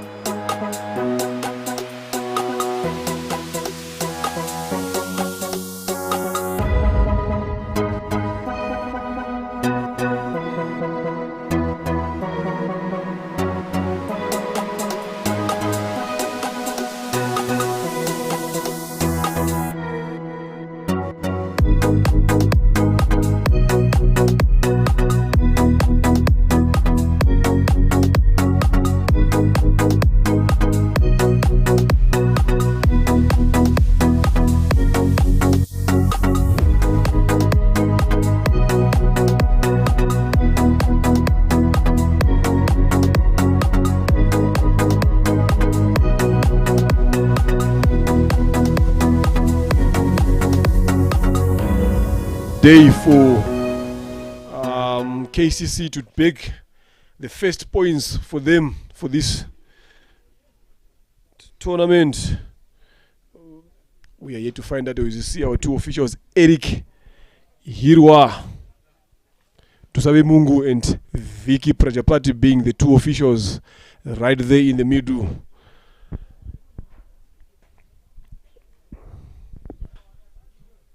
We've seen some good cricket shows being played by the youngsters again. I think the only credit I can give is to that young man Elwa. He managed to control the innings. He was there when they needed him to score some runs. He did manage to score in 39 runs. A good one. Very helpful runs for his team. This is lovely to see when youngsters coming up, taking up the responsibility and being in charge of the game. This is what you'd love to see happening, especially during these games, as we are just waiting for the fielding team to go in to bat here. The umpires are there. We're just waiting for the fielders to come in, as we are yet again to witness. We know KCC on a good day, they've got some good decent batters that can bat here. The likes of Hamza Khan can also bat. David Wimana, the former national team wicket keeper, can also throw in some bait. The other guys again from Uganda, again Calvin, Ronald, all those guys can bet, but with the quality and the most energetic bowling attack of Iprc, you need to make sure that when you are playing against such kind of bowlers, you need to do your betting very well. So we are yet to find out again here. It's all happening at Gahanga again, as we also again we've got another exciting match that is coming in the afternoon, again on the same venue, same tournament, again with again the other two teams that will be featuring. That is challengers and right guards. Again, that don't go away after this game is coming in here at 1:30 in the afternoon, as we see the two batters coming in to bet.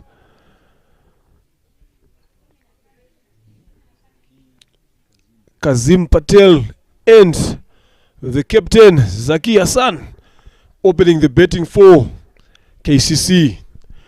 Now is here way to see the first ball is Eric Kubimana opening the bowling from the pavilion end.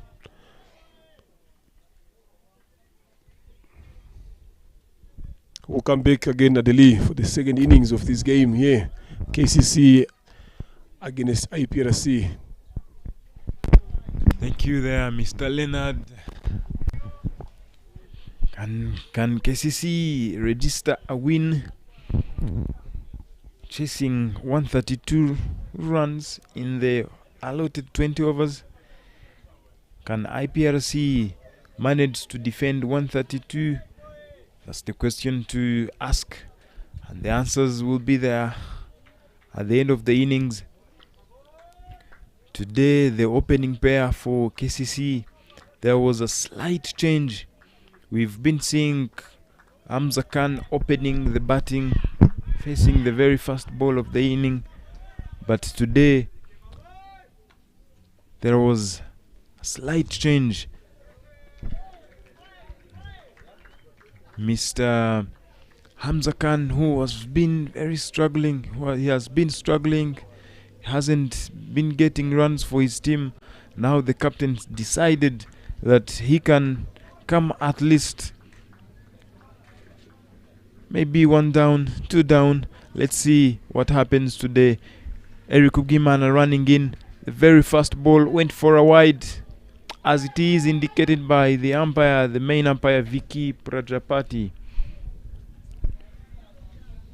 1 run on board from a wide, which is something that Iprc boys will not do, to make sure that they bowl well, they make sure they defend 132. Eric again running in. Taken to pieces. Zaki Hassan taking the very first ball of the inning out of the park for a 6. The first maximum from Zaki and the first one for KCC. My goodness, very big hit there. Big hit from the captain Zaki. He has to do things for himself. The second ball coming to full this time. Good bowling. And Zaki, anything short, there is a chance that you'll be taken.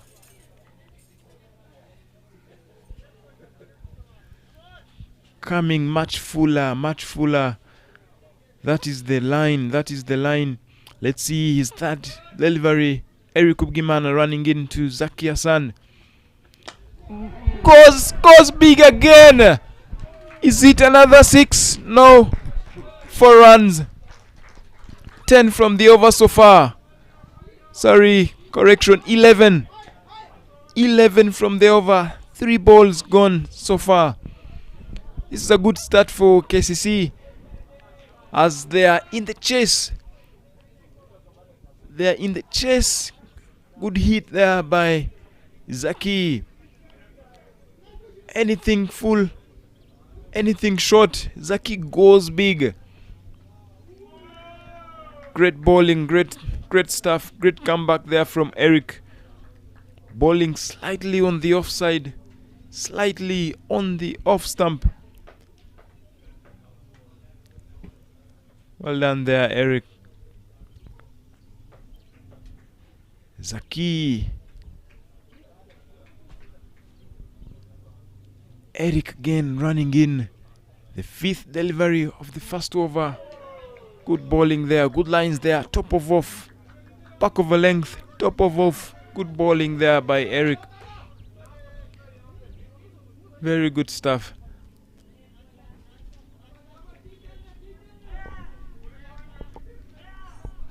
Eric has dropped. Looking at the field, he has dropped the long one and the third man. Let's see. Good bowling, good comeback there from Eric. This takes us to the end of the very first over. 11 runs on board for no. 122 runs remaining in 114 balls. Looking at the start that KCC has had, if they continue like this, I'm telling you, the game is down in a short while. But again, seeing Michael coming in the attack from the airport end. Michael, who has been very economical, he has been picking wickets for Iprc. He is the captain. He has won games for his team. He has won Iprc the last game. Michael, he was the man in there as he hit the winning runs for Iprc. As he comes into ball from the airport end towards Kazim.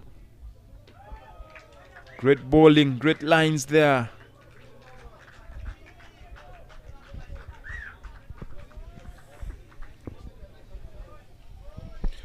That was a good blistering start there from the captain himself, Zaki Hassan, showing the intention that he wants to go for the score. He talked about chasing 120 unless he knows that those extra runs that you talked about, that are they going to be an effect. Again, good running in between these 2 wickets there. Miss a fumble in the covers there. The bowler is not happy, is frustrated. But none other than less, the fielder could have done better, but also good running for the boys. Going back to your conversation there, you talked about the extra runs that the captain spoke about. So early on when he went there, he made sure that he had to go early on and take off those extra 10 runs, which he managed to do. So now he is going back to the score that he's talking about. And other lessons now to draw from the IPRC bowlers, especially when you are starting a game like this, you need to have a good stance. Both of your bowlers from both ends need to know exactly what plan do they have in order to defend such a low total on such a good wicket here. So if you look at the way Eric started, you are just expecting not to get a challenge. Then the better got the better of him, and that is pressure now back to IPRC now, knowing that you guys, you've got a lower total that you've put. Again, good running in the wickets there from the two driven straight to mid-off. Again, knowing that you didn't put much runs on the board, so every run that comes in, especially in forms of boundaries now, it hates you. So this is something that even going forward, again, yes, it's still a long way to go, but if they maintain this rate of scoring, both you can see both of these batters are not looking to hold up. They're looking, again, you see, flashed up outside edge, runs away again to the boundary. Like I'm saying, both of these batters are not looking forward to hold up. And that's a good shot again, but there's no one in that region protecting that boundary there. It was bowled outside off stump. He just went through these hands into it, just check there, open the blade, smart betting. He knew where the gaps are. So KCC now has got the intentions for them to get to the score are very, very clear. They want to make sure that they bag these 2 points that they are looking for. So if IPRC continue to be bowling the way they are bowling, if you look at the lines that these guys have been bowling, they have been bowling all over. There's no that grouping of balls that we always talk about. It's either on the hard lengths or either even if you want to try to bowl short of a length, but there gotta be something again, short and wide, but didn't manage to connect it to end the over on 17. No wicket loss. So it's all about, as bowlers now, the grouping to say, how do I put pressure on batters? Yes, I know the batters want to take me on, but find an area that you know that if I bowl in this area, I bowled 3 or 4 balls in that region. If they don't score in that region, then this is where we need to be bowling. But now both of these bowlers have been bowling all over, a bit full, a bit short. Some balls are being over pitched.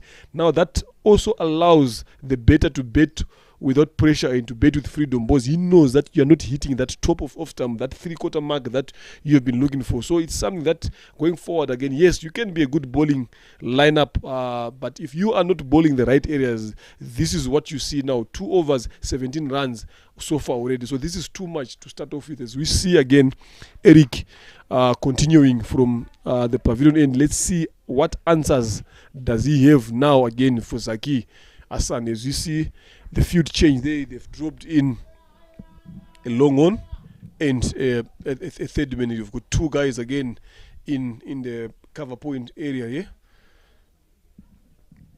Again, tries to go across the line.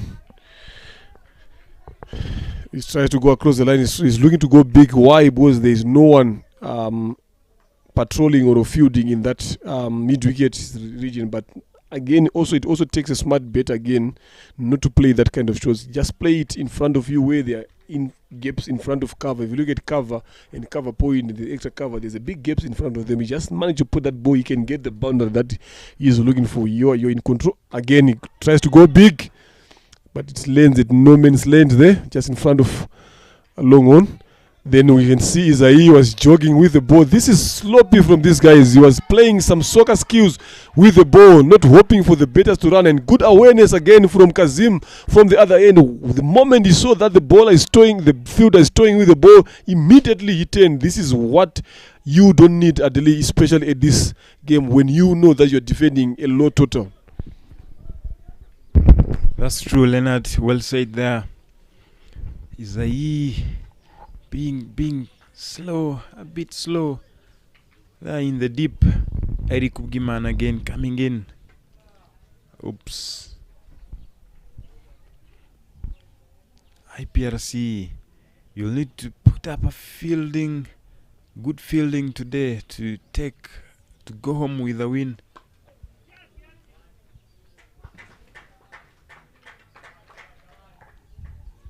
Zaki Hassan laying it at mid-wicket and went for a single.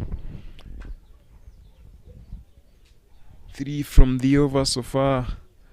Eric Ugiman have conceded 14 runs so far, bowling his second over and the third over of the inning. 20 runs so far for now. Kazim. Let's see Kazim. And again, he's dead ball again.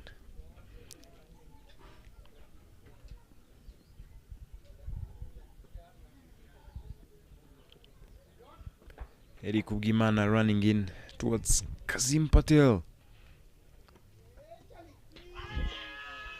allowed appeal, but the umpire thinks otherwise. It was full and straight, and it is a dot ball for balls gone.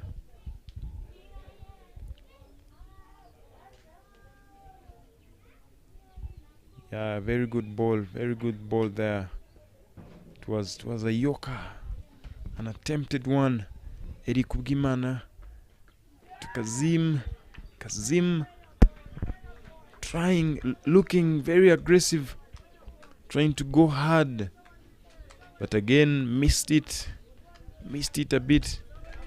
Eric is coming fuller this time, not going too short.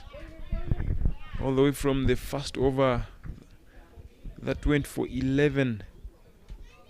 Eric again, cut away, straight to the fielder, Oscar Manshimge to point, and a single. 3 overs down now, 20 is the score on board for no loss.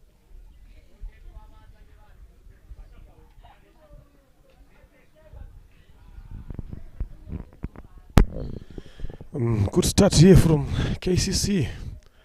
Lovely to see. They are looking forward to go in 102 balls. They need 113. This is good to see. But again, if you look at these two batters, yes, they are going at a good run rate, but there are some shots that they are playing and completely missing the ball. In as much as you want to go hard in the ball, but you gotta keep your shape on. You gotta get closer to the ball. You gotta hit the ball on merit. So if you look at the wild swing that these guys are also showing, look at that again, banged shot, ball straight into the wicket. Tried to pull it, but had no chance whatsoever to pull that. So like I'm saying now, in as much as you want to go hard at the lane, yes, you want to score runs, you want to go hard, but you gotta time the ball very well. You gotta put yourself in good positions to be playing that particular shot that you want to play. But that is not the case from these two batters here. They're just swinging at it, hoping to get the base. So if they lose 1 or 2 wickets here, I'm telling you, the pressure changes. So it's something that they also need to be in mind to say how best, yes, we want to score, but how do we want to score? Again, another wild swing. Over the top, maximum again, off the top edge. There's power behind the shot there. This is what I'm talking about now. But look at it. Sometimes they always say fortune favors the brave. He was brave enough to go for that ball, getting outside edge, but there was power behind that shot. Look at it, banging it into the wicket again. Shot against, open the blade. I don't know if that was intentional or not, but that looks to be a good shot again, over the top. 6 again, the 36 in this innings, courtesy of Zaki Hassan, the captain himself, now is on 20 of 13. This is lovely to see. What answers can Irati Kuna Michael have again? Another huge swing, missed it. So this is gonna be a good contest here. Every over is managing to get a boundary. So this is, I think this is looking, it's a plan. You can see with the way they are trying to swing that they are looking forward to get that boundary. They are not known for running in between the wickets that much good, so they are known for hitting the ball to the boundary. So this is what they are using. They're using their strength. So this is something that Iprc should quickly pick and come up with a good plan here at the to stop runs from flowing. True there, Lenny. Michael, the captain, hit hard. Ball racing to the boundary. Well stopped there. Very good piece of fielding there in the deep by Eric Kubgimana, who gave it a dive and stopped the ball as it was racing to the boundary. And Zaki Hassan took 2. Good fielding there by Eric. And Michael couldn't mind to let Eric stay in. Good bowling. Is it? Yes, it is a wide. It is a wide, as it is indicated by the umpire. Told Eric to Sabimungu. Very good fielding there. I love the effort. Something you couldn't see from KCC in the first innings, where they couldn't save such runs driven powerfully in the covers. No, it is an overthrow. My goodness, the overthrows keeps haunting Iprc all the way from the last 2 games. It is something they need to change. It It is something they need to stop doing, as in it is costing them a lot. It is something you regret at the end, where you are defending a low score like this. Iprc in only 4 overs, they were only 29 in 6 overs, and now KCC, they are on 30 in only 3.5 overs. The last ball from the captain, a slower ball, attempted one straight to middle fielder Eric, and it is a dot ball to end the 4th over. 4 overs down, 30 runs for no. Interesting action here happening. Overthrows, misfielding, mishitting, big hittings, all of them, as we see over number 4 going into an end here. 103 of 96 balls, still game on here. Anything can happen, but as it stands now, it's going in favor of KCC. But it's always all those things that we have been speaking about early on at early in the morning, the approach towards the game. If you look at IPRC's betting, the way they betted today, it's not the way we know them in terms of betting. The start that they gave us today, it was not a good start. First over, 1 wicket down for no wicket, for no runs again. Second over, another wicket gone again. So things like that. So they failed to give themselves a good start. Then you just think in the other innings for the young Eloi and the other inning for Francois and Emile as well. Those are the guys that managed to stand up again. Oscar managed to give up along the way. He was in control. So such things like that, those are learning points that you need to just stick in your box to write down. Then when you sit after the end of the game doing your reflection again to say, okay, fine, where exactly did we not do the right things? Then you pick them, you come up with them, you come up with a plan to say, how best can we do this now? As you see, the introduction of another off spinner from the pavilion end. Emile is coming into ball here from the pavilion end. He's coming into ball in the 5th over. He goes big over the top. Yes, it is 1 run again. He's not looking to hold back, and he's showing us his intention that he needs to see this game ending inside 10 overs. He's still in that T10 mood. Good approach to see, always being on top of bowlers. This is lovely to see. Now let's see if, again, lovely piece of cricket here. Lovely piece of cricket again from Kazim, making sure that they are rotating strike now, knowing where the gaps are. This is what I've been preaching since morning to the betters, that you gotta know where the gaps are when a delivery comes. How do I get it in there? It has to come natural. So no, again, lovely shot again, good running again. You see, this is the danger about this game now. The more they rotate, the closer they get to the score. So this is what also, remember when I talked about when IPRC was betting the dot balls. They faced a lot of dot balls, especially from over number 13 going downwards. That should be out. Catch again. Kazim perishes for 6 of 9 deliveries. Lovely piece of bowling change from the captain here, bringing in the spinner, taking the pace off the ball. Then he tries to go big for it. Then he managed to pin. That brings in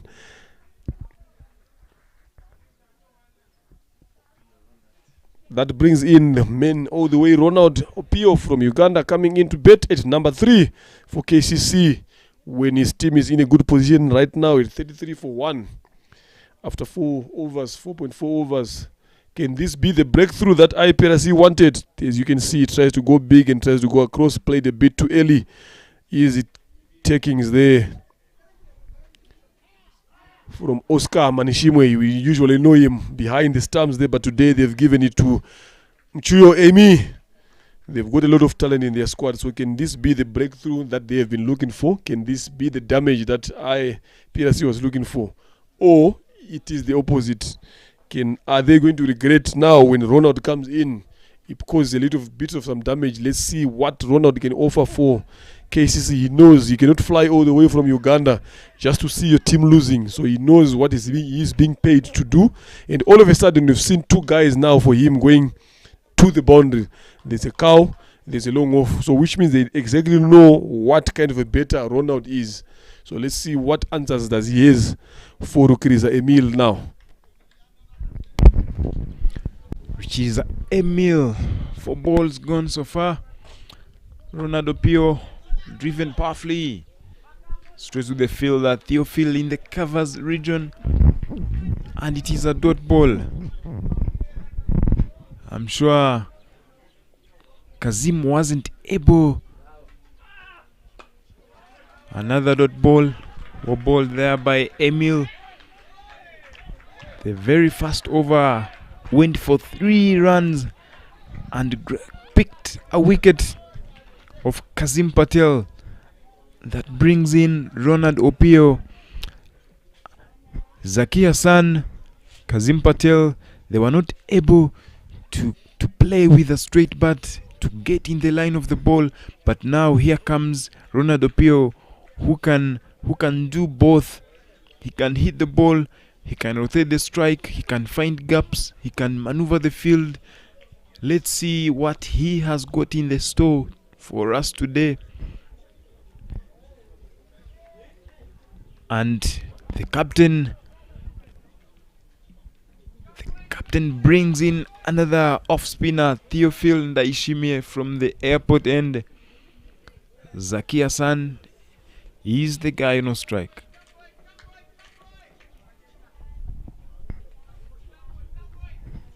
Theophil towards Zaki. A full toss. But again there, Zaki would have done better than that. Because we know what he can do. We know what he can do to a loose ball like that. But from there, I don't know what just came into his mind. And he decided to place it into covers for a single. And that brings Ronaldo Pio on strike. Asking the umpire for the guard. Let's see how he can tackle the spin.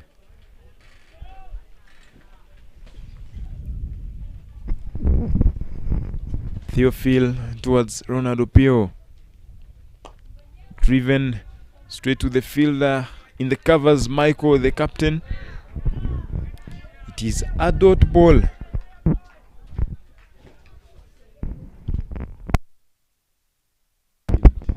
Theophil again making Ronald play on the back foot, and he placed it right at long on as they went for a single. That brings Zaki Hassan on strike. Theophil, can he strike? Can Theophil strike?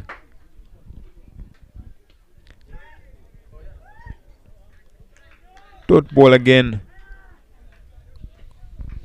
Zaki Hassan, he's waiting for loose balls to take them. He enjoys maximums, he enjoys boundaries. That's what he deals with. And goes big. Will that get to the boundary? No, not really. Michael in the deep there went for the retrieval as Zaki and Ronaldo Pio went for 2. 5 balls so far. Last ball of Theo's first over of the second innings as they're defending 132. Theophil to Zaki. Zaki decides to cool things off. 6 overs down. The power play is done. 37 runs on board, 1 wicket down. At this stage, IPRC, they were on 29. And now KCC, they are 8 runs ahead.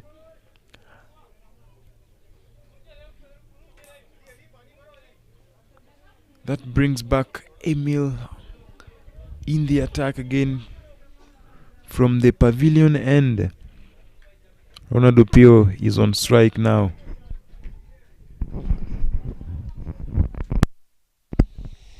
Yeah, good start again from the betters here, Adele. You know, this is the start that you always want in any game. Again, lovely shot. Again, did you find the gap? Catches a good commitment there from Isai.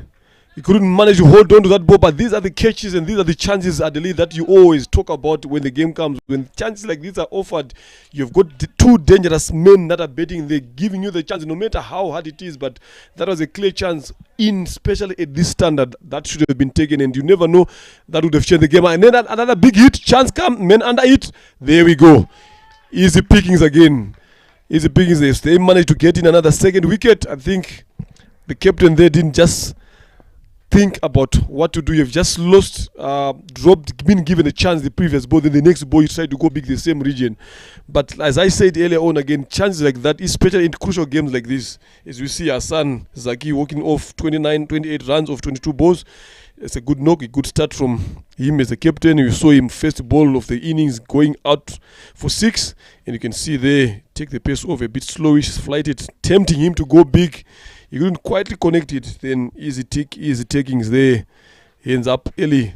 Good catch. At least this is good. This is what you need. I talked about it earlier on. When you have got fielders in such position, that's a setup to the batter. So if the batter hits to that region, you expect your fielders to do the better and also support you. So that's what even Isai should have done in that ball. But other than that, at least it didn't take much longer before the batter has been dismissed. But you never know, boss. In that particular order, it was Ronald. And you can see we all know what damage Ronald can cause. So I think let's hope they will not regret it at the end of the game. As you have seen now, the experienced former national Rwanda wicketkeeper David Uyumana coming in to bet after losing a wicket here. The score is on 38 for 2. We are into the 7th over. So small things like that, Adelaide, those are things that, if you want to win crucial games, those are the things that you need to take forward and start implementing them. Because otherwise, if you are playing against guys that know how to take advantage of chances, I don't think Hassan would have played that shot. We can see here David's statistics there. He's still yet to get off the mark. We are still yet to see what he can offer. He has been struggling in terms of getting runs on the board. I think this is chance again to redeem himself if he is thinking of coming back again into the national side. You understand, because we understand the guys are going to the qualifiers in late November. The door is still open for guys to perform, but so he's still yet to give himself and the team some runs here. Ball him, first ball, straight. And I was talking about him not giving us runs himself. There you go, straight, a quicker one from Rukriza there. Lovely piece of bowling. Now we see the pressure is now shifting from Iprc to KCC. Now we see a 4th wicket perishing. He didn't even trouble us here in terms of commenting. He didn't even struggle the scorers again. Lovely piece of bowling from the young man, intelligent bowling. You've got a new batter coming in. We always talk about bowling full and straight and quicker. Exactly what he did. Just check at it. There we go. Quicker one. Just went through the arm. David went to play for the spin that was not there. Lovely piece of bowling. There you can see the celebration. He knew exactly what he wanted to do. And this is the other thing that you also pick when, because these players again, they also play against each other. You can see them bowling at each other in the nets. So they exactly know the weaknesses and strength of David. So exactly this is what Rukriza has just shown us here today. And unfortunately for David, Golden Duck, he left his team on 38 for 3. Good comeback here from Iprc Kigali. Very great bowling there by Emil. Striking here, being the strike bowler for Iprc at the moment. I'm sure the chances Iprc just missed. You've said it well that Ronaldo Pio could do more damage here, and he was dropped earlier, and the very next ball Zaki gave a chance and it was taken. Those are the chances Iprc will need to take, as in when you've set a low score like this, any chance comes your way, you swallow. Any catch comes, you take it, as you put your team in a much safer position. to win the game. And now the new batter coming in is Calvin Watua, all the way from Uganda. Emil, well driven towards long off. Eric is there. They went for a single. Calvin is off the mark, off and running for 1. 2 wickets so far from the over, 2 runs so far. Well bowled there from the young man Emil. Now 2 guys all the way from Uganda on the pitch. They know each other, they play each other back home. Is there a chance? Oh, missed it slightly.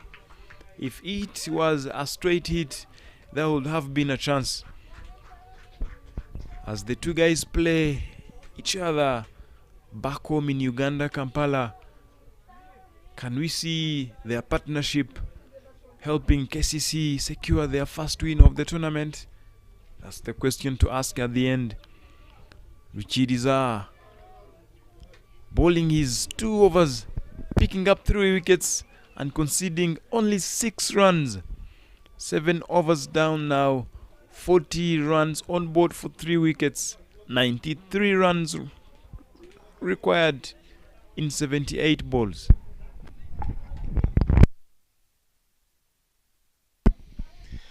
Action all happening here. Lovely to see. A wicket or 2 here is going to be interesting here. As again, Theophile continues to bowl from, I heard you early in the morning, we are used to calling it the banana plantation. Now it's the airport end. He tries to go big. He goes down on the ground, straight hit. The minute long off, 1 run it is. Theophile coming in, he's quite a good disciplined bowler here, this Theophile, good off spinner. Interesting to see the energy that he possesses whenever he's bowling. He's always looking to do something with the ball. As we see these 2 guys from Uganda, Calvin and Ronald, betting up in the middle here for Kigali. This is where the game is between these 2 guys. One of them or both of them need to make sure that they are there all the way to the end if they are wanting to win. 92 runs here of 76 balls. Still very, very much possible, but it's all about how they go about their betting business. Again, well flighted, straight to the legs, flicked to deep mid wicket. 2 is the call. It's 2 it is. Good running from these 2 guys there. This is what lovely you'd want to see.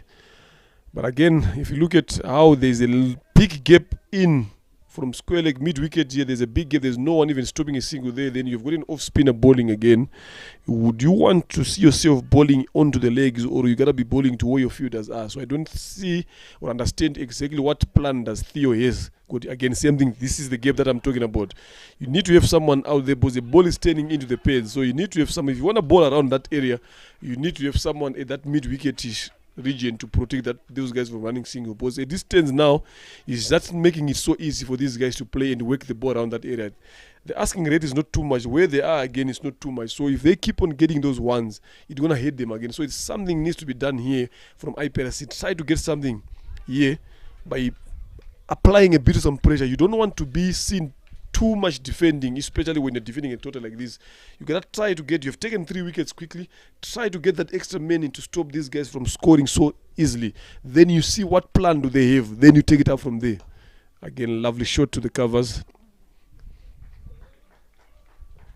Well picked, managed to get 1 run to finish off the 8th over on the 45, 3 wickets down.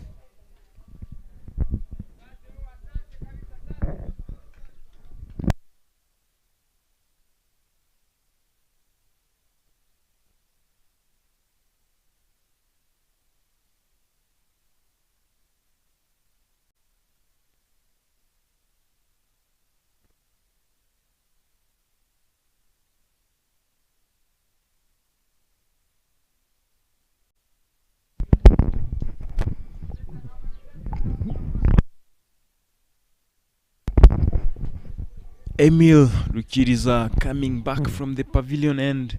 Ronaldo Pia on strike. Goes hard along the ground towards point, deep point, and towards the goal. And yes, they get 2. They are quick there in between the wickets. Quick in between there. They all can hit the ball hard and they can hit it far. Playing it from the back foot, and it is a dot ball. Emil coming in again. Oh, Ronaldo Pio trying to go across the line, trying to go for a slog sweep and missed it.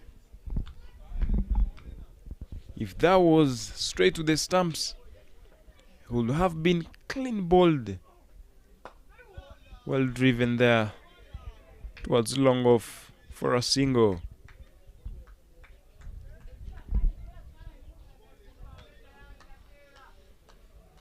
Three from the over. KCC, they still need 85 runs from 68 balls. It was straight to the fielder Michael at point, and it is another single to make it 5 balls. Last ball to complete the 9th over. Calvin on strike. Loud appeal. The umpire seems not to be interested, and it is another dot ball. 3 from the over. 48 for 3 in 9 overs. As you can see the height, the ball was too high to claim an LBW, and that brings Ronaldo Pio on strike, who is on 8 runs of 15 balls. Theophil coming back again from the airport end.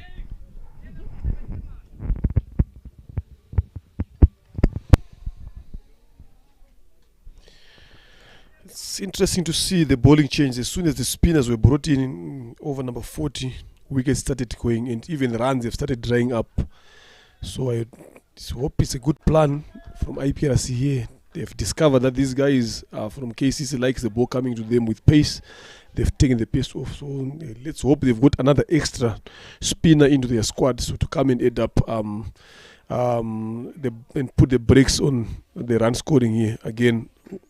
You see, like I'm talking about now, it seems like if the ball is not coming into them, they are not that much comfortable in terms of playing spinners off. So hopefully if they've got another spinner, I think if I'm Jean Michael, I'll bring in another spinner again, like swing and a miss, good ball again, a bit quicker one from Theophile.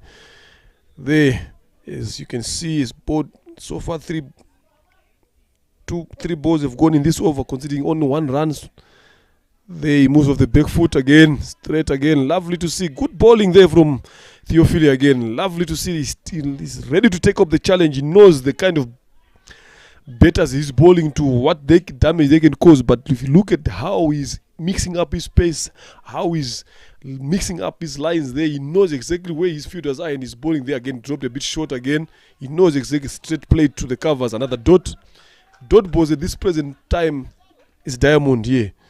So he knows exactly what he's doing. But at this present moment, let's wait until with this over ends. Then we see again drop short, straight hit back to him. Lovely good over from Theophile. Only managing to concede 1 run from this over. As we see, it's now 49 for the loss of 3, halfway through the mark. At the same stage, IPRC were on 46 for 3. So it's poisely positioned in the same. It's only these guys are only 3 runs ahead, but in terms of wickets, they are the same. So the game is even now. It can go either way. So whoever takes it forward from here now is either the batters or the bowlers. We are seeing them winning the game. So it's now turning up to be a more tight contested game than we thought here at Delhi. As you can see, the required run rate has climbed to 8.40 as of now. We are halfway the innings. 84 runs required from 60 balls. Can the 2 Uganda internationals take the game away from IPRC? Emil coming back again. Driven straight to the fielder, Theo, for a dot ball. IPRC has regained the confidence. You could see the morale placed nicely towards square leg for a single from Ronald Opio. That brings Calvin Watua on strike, who is on 4 runs off 10 balls. The two have conceded a lot of dot balls, flipped away nicely. Two is the call. There is a slip there by Ronald Opio, of which I think those are the runs that will cost them a lot.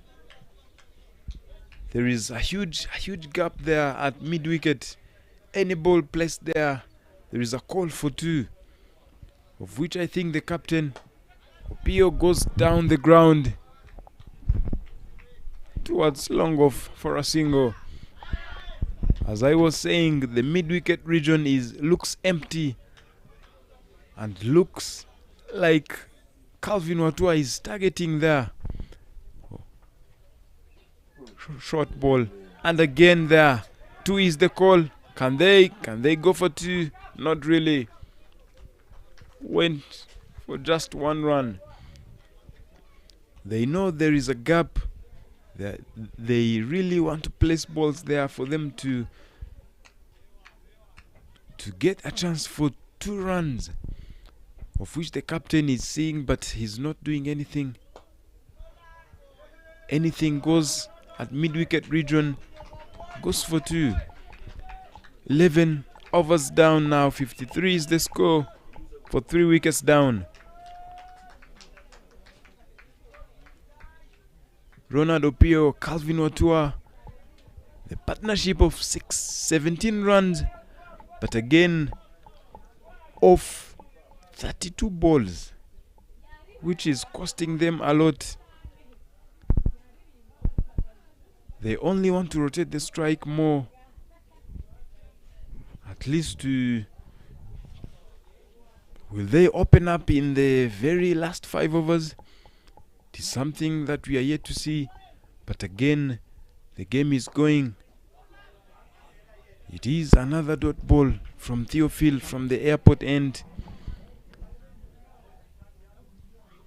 The run rate is climbing. Has climbed to 9 now. Another dot ball here.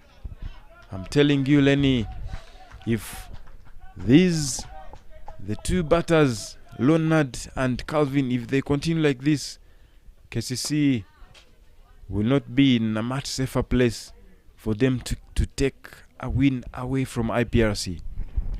Yeah, very true there. Because if you look at it now, if you look at the gap now between runs and balls, it's now growing bigger as every over ends, and the run rate is also climbing up again. They are going at 4.79, 4.70 here, and the required is now a touch above 9.29. That is a task too much to ask for. So that is what you don't want now is a betting team now to allow that required run rate to go above 10 or so. So they need to do something now different from what these guys have been doing. Look, we have got a lot of wickets in hand now. Yes, you're playing against a quality bowling attack. Yes, but somewhere you gotta find ways to get runs on the board. Find ways to get that boundary that you're looking for. If you look at a lot of games there, if they just, what I've seen is they're also trying to hit the ball a bit too hard. Then once they do that, they are finding fielders, or they are not finding the gap they're looking for. 1 is the call. They try to run for 2. Good fielding again there. So it's something that KCC should be now saying they should step up from now. As we see over number 12 coming to an end here again. Score is on 56. Again, loss of 3 wickets here. 77 or 48 balls. So it's now starting to ask a bit too much now from the batters. So deep down there into their minds, they should be thinking that they have to get some runs somewhere else. So now this is going to be interesting to see these 2 spinners, Theophile and Emil, bowled very, very well. They brought IPRC back into the game. So it's going to be interesting now to see who is going to come in and bowl now going forward. So whoever is going to come in again has got a big job to do now. He has to make sure that he also applies and add more pressure to the batters. So this is now the most important part of this game now from both sides, the bowling, the fielding team again, and the batters now, to say now we are now getting closer to the end of the game. The gap between runs and balls is getting smaller and smaller.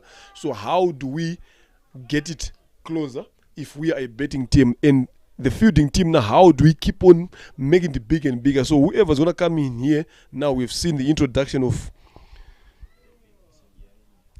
David coming in. That is now you, Adeli, to say that name. I think I'm just trying to. There's a lot of N's there, a lot of S's there. I think you can say it better than me here. It's Devin Sengiaremye coming in from the pavilion end, Mr. Lenny. I would need a couple of days just walking, singing that name again until I get it right. So let's see when he comes in to bowl, to say what plan exactly does he have. They just need to take the field placings here. He has got a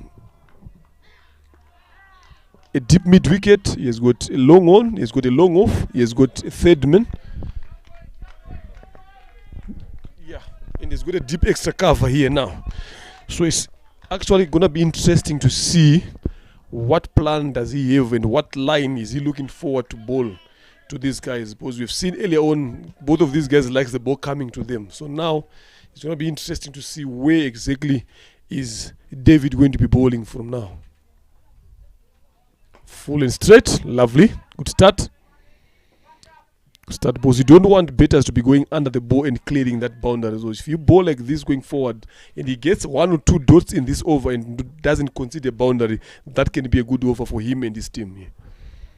Lovely, good start from him. Let's see now, 5 balls left to see how well is he going to keep on bowling the same way as we see Ronald Opio is on strike now.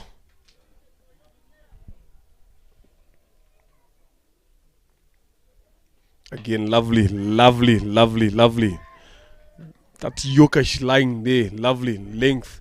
This is good to see.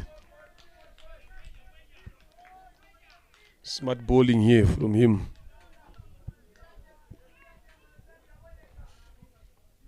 Consistency now is the way that you talk about here now, going forward from the bowler now. You don't get too carried away. Keep your simple things right. Wait for the batters to make the mistakes. I think that should be the message in his mind now going forward. Again, did he find the gap? Lovely fielding there from Isaiah. Good throw again. Lovely to see. Good running also from the batters. This is what we need to see now. The game is starting to get to the peak again. Lovely piece of fielding there from Amy. From Isaiah, I beg your pardon, from long home there, then a good running in, they put in. You can see there, goes hard again, looking for that gap between long off and mid wicket. There we go, good pick, good throw, lovely. If it was straight to the stumps, you never know, but that is the cricket that we would love to see there. This is where the game is. Again, most use of the feet. Goes down again. Just a couple of a fumble there, but they can only manage to contain them for 1 run. Another dot can do the damage in this over here. But as far as concerned, I'm telling you, this over, I'll take it. This is a good start from David here. It's just the most important thing now is how is he going to close off this over. 2 balls left. He has considered 4 runs good enough for him. The last 2 balls are the most crucial balls for this over now to see. And this is now even the batters now. David, Ronald and Calvin should be thinking in their mind to say, how do we also close it off on a good note? Again, lovely. Lovely sloppy fielding from the captain at point there. That should have been easy one. But I again also credit to the running being the wickets again, knowing exactly how to take advantage. So this is lovely to see. Last ball again. Still, to me, yes, it has gone for 6 so far, but as far as it stands, it's still a good over here. So the last ball to come, let's see now how he's going to close off this over.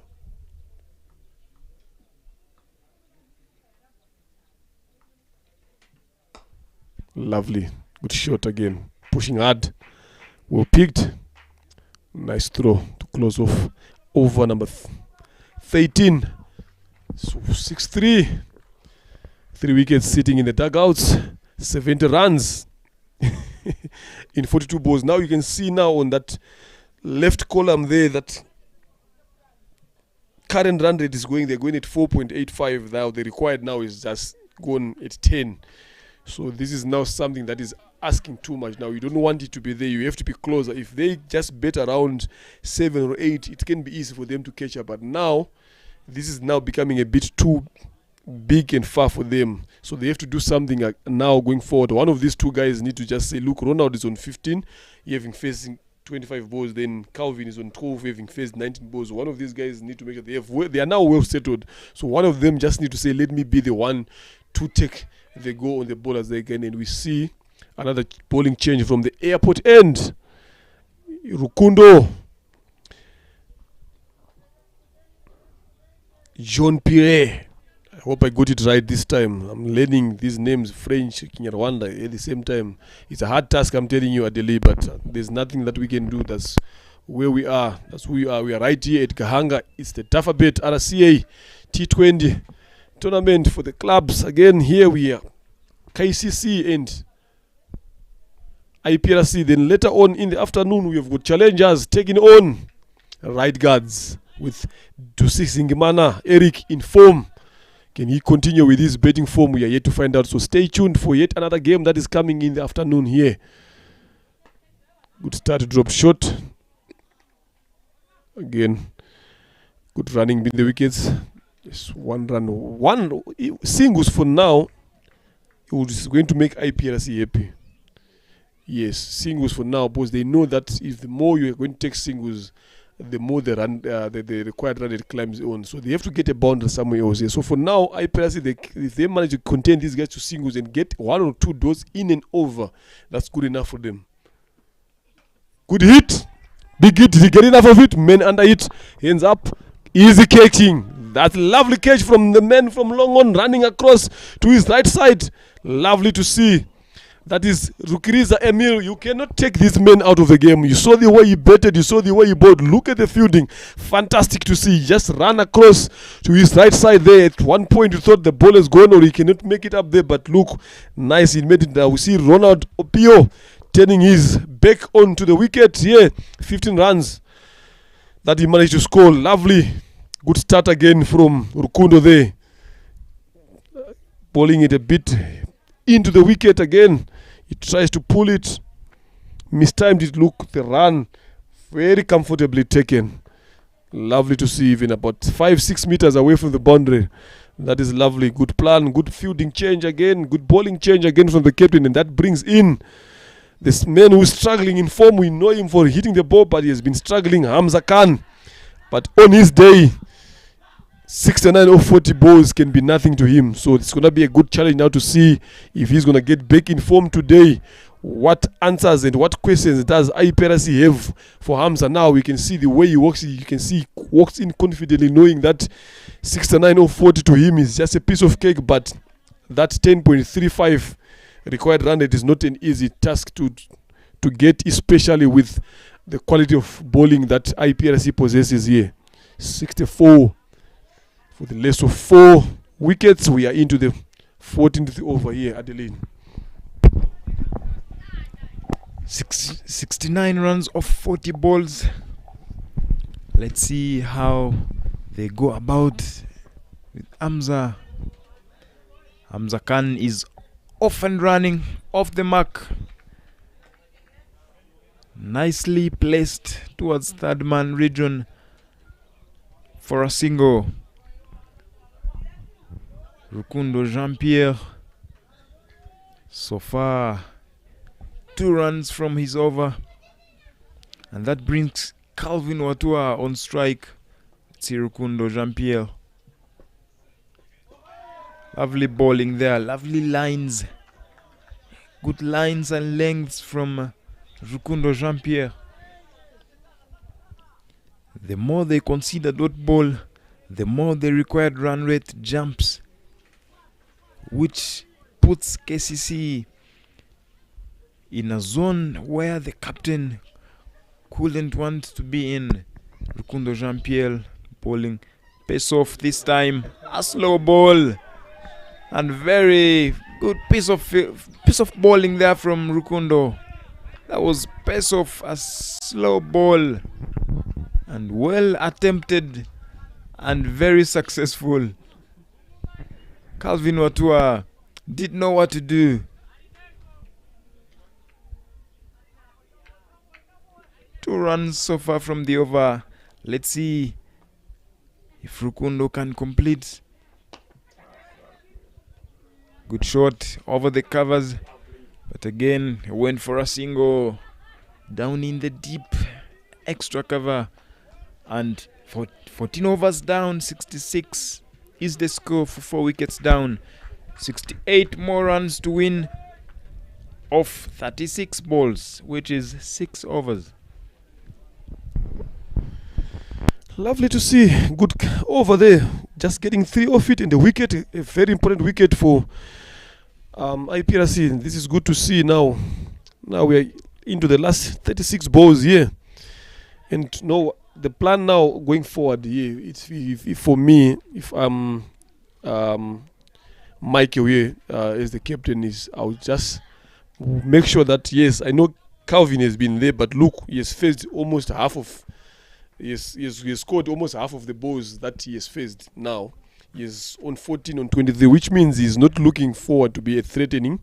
And when you know the quality of betting Hamza possesses, to me, I would rather bowl more to Calvin. You know, he tries to go for the yoke again, who played off the legs to mid wicket for 1 run. So for me now, I would want to bowl more to Calvin and put pressure on Hamza. Try to bowl as many balls as you can for Calvin. Put Hamza off strike balls. We know the danger that Hamza possesses here. So I think that should be the plan now, to say let's get Hamza off strike and bowl more to Calvin and see how it goes from there. Again, lovely. Good bowling again. Yoka managed to dig it up straight to long off. You can even hear the dugout, the way they are clapping. They know how important it is to be bowling this way. So this is smart bowling again from David here. 2 of 2 so far. Again, lovely piece of.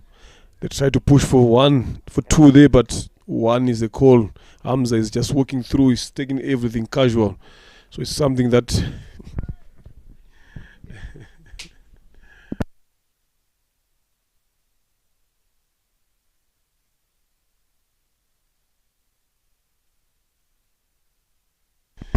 As we see now, again, he's coming in, David. Again, Yokish. Straight again, hit straight down on the ground to Isai there at long on. 4 of 4, 2 balls left. They need to close up with the boundary here. If they want to increase their chances of getting to the total here, they need the boundary somewhere. Yeah, Calvin and Hamza need to do something differently here to get a boundary on. So we were talking about 132 being an easy picking here, but now it's seeming like so far we've got 47 sixes, 119 fours so far in this tournament, which means guys are scoring more fours than sixes here. So let's see when the tournament ends what will be the total runs of sixes that we've got and the total runs of fours that we've got. Again, 5 out of 5 again. Good bowling again from David now. 1 ball to finish up the 15th over. Again, tries to go for the Yorker. Did he find the gap? Yes, the gap it is. Hamza Khan, 4 runs to close off the over. So that brings this over to 9 runs. A big over so far. After 6-7 overs. Courtesy of Hamza Khan now, he tried to go for the Yorker. We know sometimes if you're trying to go for that Yorker length, you always miss and end up bowling those low foot tosses. But the captain can take it up because he's bowling according to the plan now. 5 overs left now, 30 balls now, 58. Still game on.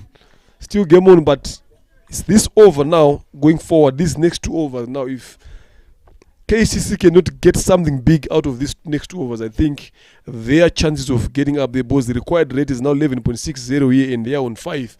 Yeah, so they need to do something again in this next two coming overs. As we see again the introduction back of Rukundo from that airport end again. Start off with a short ball. Wide it is. some good pace there, good bounce. At one point I thought that the wicket is not going to get that bounce and carry, but hey, look at the energy, look at how he's digging in. He's bowling more into the wicket and he's getting that carry on. Lovely piece of bowling there. But unfortunately for that delivery, it went as an extra, but it's also a message to the batters to say, I'm coming for you. I don't want to give you runs so easily. Slow delivery again. Lovely mix-up of pace. Lovely. Good thinking, smart thinking from Rukundo here. He knows now that the batter wants to go for him, so mixing up the pace, bowling a bit and slow balls there. It has worked for him the previous over. Now it has worked again on this ball. So this is lovely to see. This thinking is what you want to see from the bowler here. Again, bowled into the wicket again. Didn't give him enough room to hit the ball. He just only managed to hit it straight to long off. They caught in one run now. That brings in the dangerous Hamza Khan. Is it too late for him now to go 28? Bowls needing 56. Still game on here.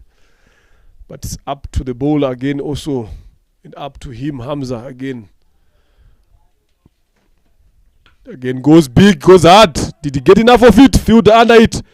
Catch is a call. Dropped. Again. These are the chances that you want to take, but good commitment again. It's not easy to take these catches turning around and the ball is coming behind you. You have to run a couple of yards, 10, 15 yards running behind, watching the ball in. Again, good effort from Theophile to get closer to the ball. He just got a hand on it. If he had taken that catch, I'm telling you, Adelaide, that was going to be the catch of this tournament here. Definitely there, Lenny. That was a very good effort there. Rukundo, well placed there. Lovely. The ball is racing the boundary. Is it? Yes, it is. It is another boundary. And again, good effort there. Good piece of fielding. Good effort there by Isai. Well done there. Well placed. Well attempted. And yes, it is 4 runs. 51 more runs to win from 26. And I'm sure KCC captain is happy that he's having batters on the crease. When you have batters on the crease, you still have a chance. You still have a chance, and it is not over until it is over. We still have 4.2 more overs to go to know who goes away with a win. Good bowling there. Good bowling. Well attempted, Yoka. Good bowling from Rukundo Jean-Pierre. 7 from the over so far. And the required run rate has jumped. It is jumping over and over. 12.24 as of now. Goes big. Goes big. Is it a chance? Oh yes, lovely catch there in the deep at long on. Well done there. The tall man Emil Luchiriza takes it comfortably and puts in a dive. Lovely piece of fielding there by Iprc Kigali. Calvin is gone. And Muhammad Calvin Watua goes for 22 runs off 30 balls, 1-4, striking it at 73.30, which wasn't that enough for KCC to make sure that, looking at the catch, brilliant, very good stuff there from Emil Rushiriza. Wherever he's called upon, he delivers with the bat, with the ball, and now with his fielding skills, he has taken 2 catches so far. Very good stuff there.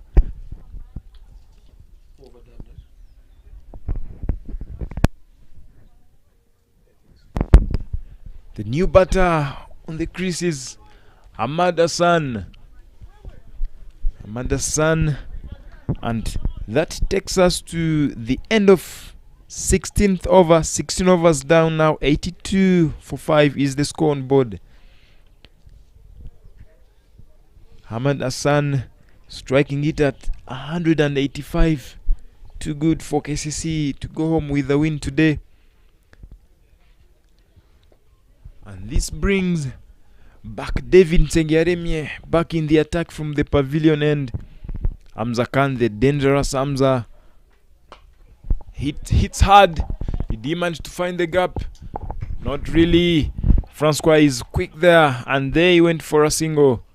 Very good stuff, very good bowling, good fielding there from Iprc Cricket Club. Ahmad Hassan yet to face a ball. Let's see what he has got. Lovely to see there, Adeline. Good fight, good comeback from Iprc there.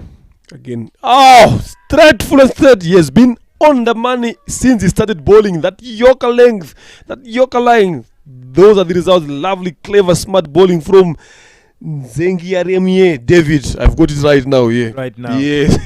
I'm a quick learner. Lovely. This is good bowling. This is what you need when bowlers are asked to come and do something there. Give them. Then this is what it was. Smart, again, thinking from the captain. Smart bowling changes, knowing what he possesses in his arsenal. This is what he's doing, using the best weapons that if you look at him, the way he's coming in full and straight, you miss. I hit. Round the legs, just through the gap between bed and pad. Lovely. But since he started bowling his 3 overs, he has been on that length. He never changed. He has been on that Yorker length every time, and this is what you want from your bowlers to be doing, being consistent. Remember, I talked about consistent on that length. Batters are not managing to hit you there. Stay there. Why do you want to change something that is working for you? Lovely to see. Lovely. Then 6 wickets have gone now. 13.64 is the run rate required for KCC to take this game on. 22 balls, 50 runs to win. Lovely piece of bowling. Remember, we talked about runs on the board. If you go back again, we talked about sloppy fielding from KCC. Those 16 runs that went for bounder, that they could have gone for 1-1. That would have been 14 runs. And we see Charles Karisira here. Nothing much to talk about in terms of runs here. 19 is his highest. He can strike it at 97, but nothing to talk about. 6 matches, 3 innings. So it's not much of a better here. So if we don't know what he can possess, but if you look at the figures, not much of a better here. So something that is starting to worry KCC now.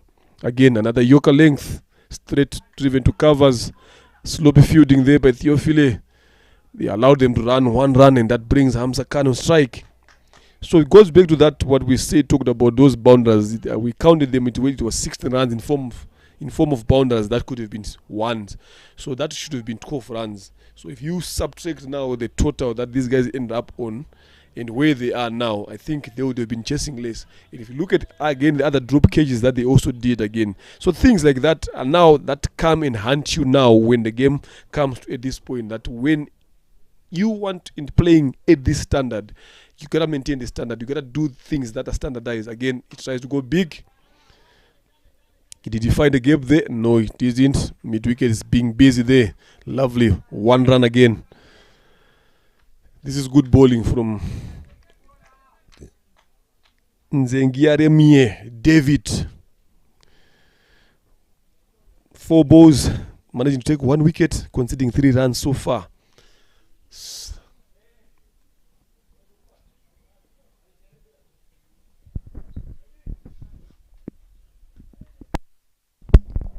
David towards Karasira.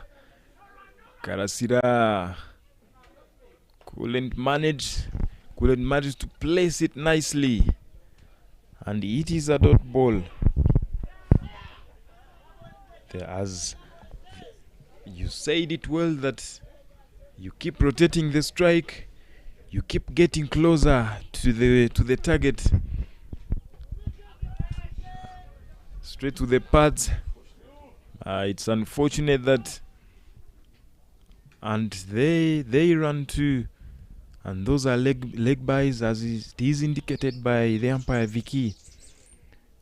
The more you rotate the strike, the more you get closer to the win, the more you get closer to the target. 46 now required from 18 balls. Hamza Khan, can he make sure that he faces more balls? Can he make sure that he wins the game for KCC? Because he can do more damage here if you let him be. If you let him do what he wishes to do, he can do wonders. He can hit the ball far. But again, Rukundo Jean-Pierre, let's see what he's offering this time as 17 overs are down, running into this 18th over.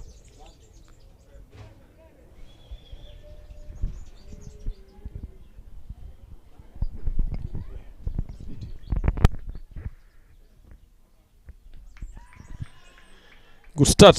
Yeah, again, from that over from Rukundo. Lovely. Start off with a dot. Now, we have seen this happening in the IPO. Adelaide 46 in 18 balls in the IPO. This is nothing. Those guys can just walk through those 14 runs. So can it be the same now with Hamza Khan? We know Hamza Khan in form, he can cause a damage against any bowling lineup. But the bowling now today, I'm telling you, it has been exceptionally very, very well. Look at that ball again. York again. He managed to dig it up straight to long off. This is what Iprc wants. Like I said earlier on, if I'm the captain, get Hamza off strike, bowl to the other guys. That brings pressure on him. You saw it the other day when the other game, the other over when it happened. He didn't face a lot of balls then. When he came to face, he goes for that big shot that was at least dropped in the covers there. So this is what you want now. Get into his head, get him off strike. Now bring the other guys there so that they apply pressure on him. Then the chance of you winning the game goes. You see now.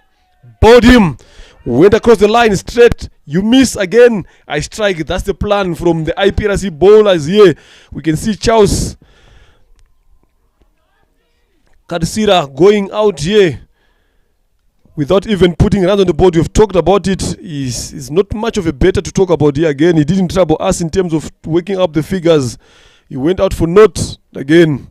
That brings again pressure to KCC.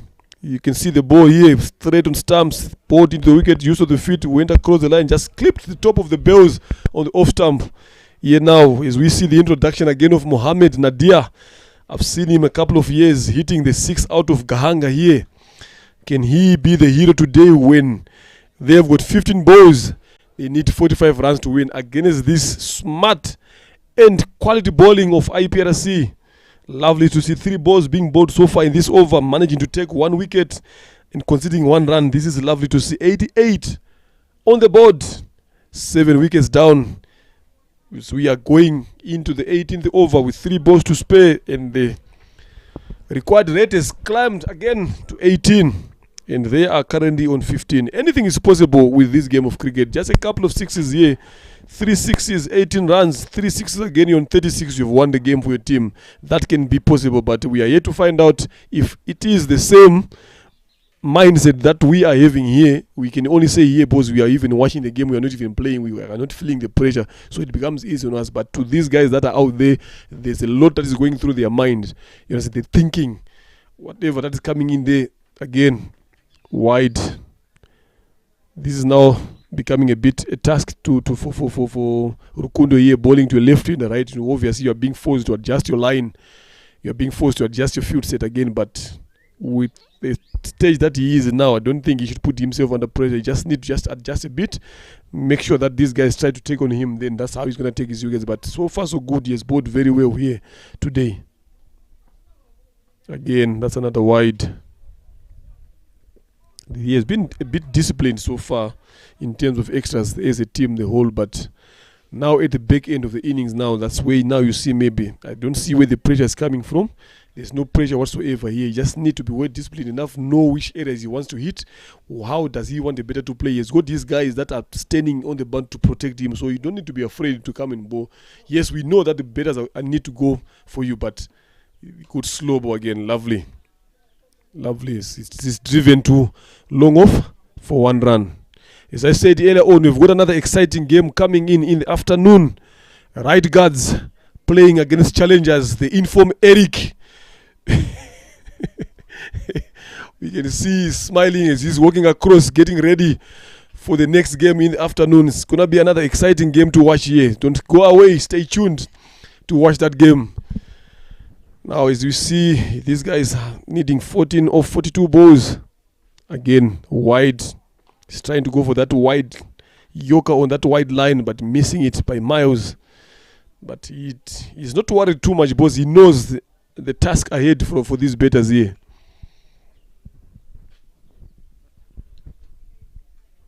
This is lovely to see from these IPRC boys here.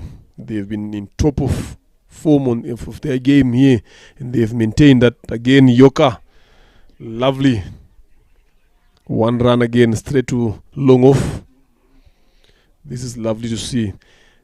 The consistency again in terms of these Yokas. I've seen these guys practicing at IPRC boys. That's where I also normally have sessions there. You see them practicing the way they work on their skills, the energy they put into their game, the way they love the game.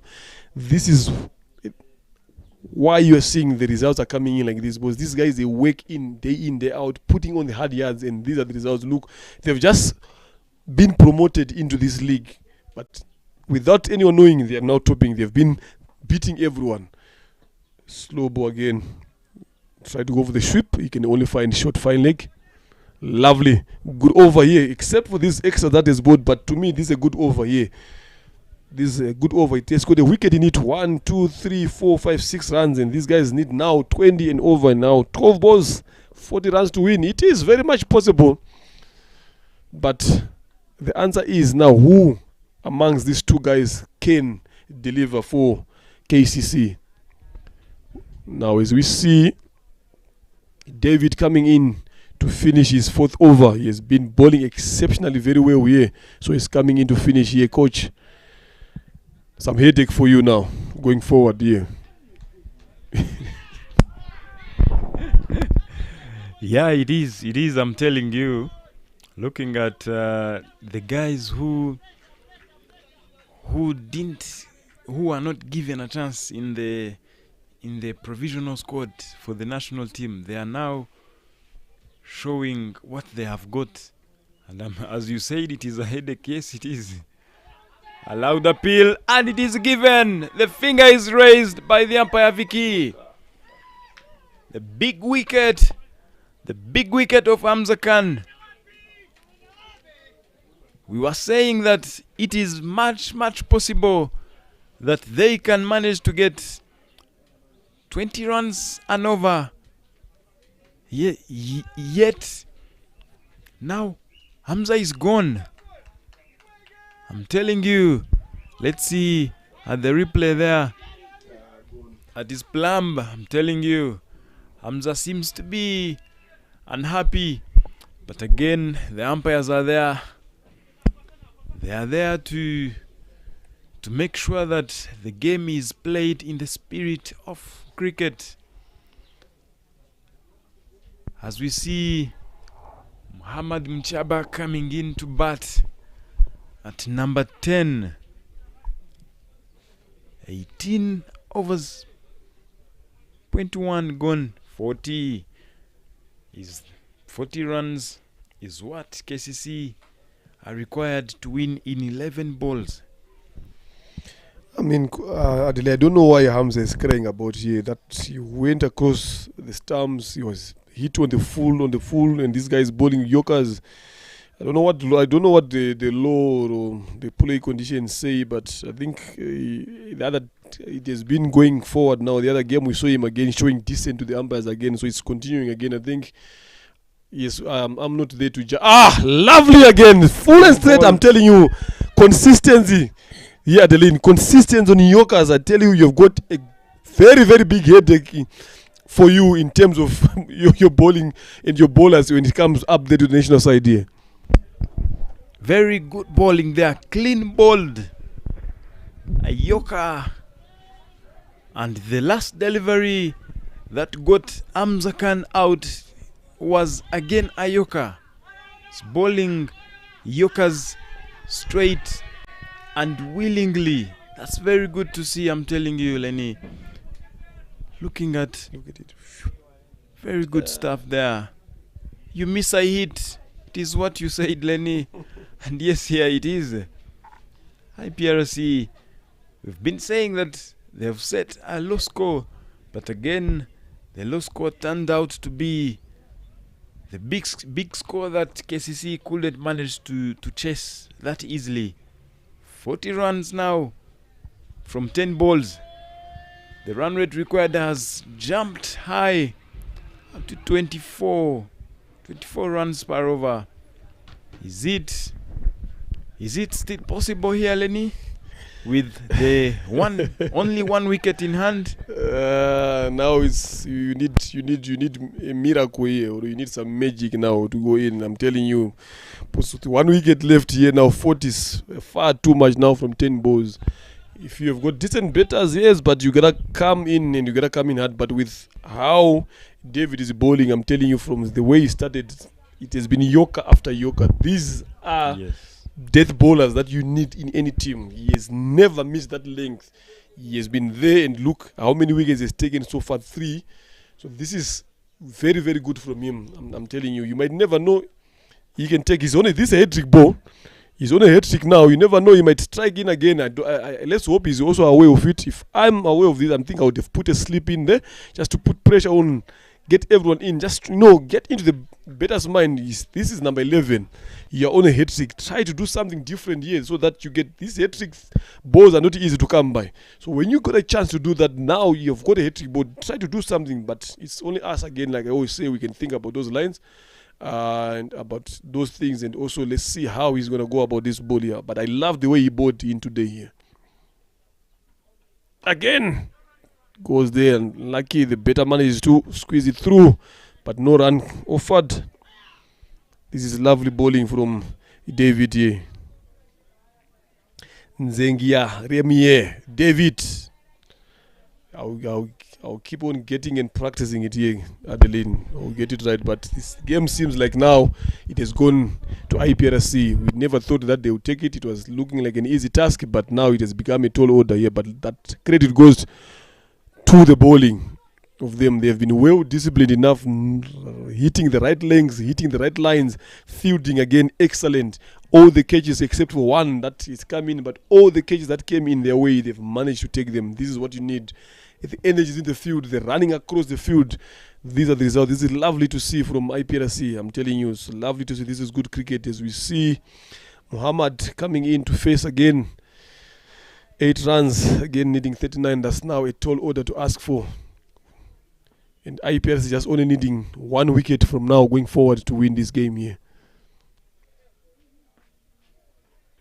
Again, right on the money, sliced off the outside edge of Nadia.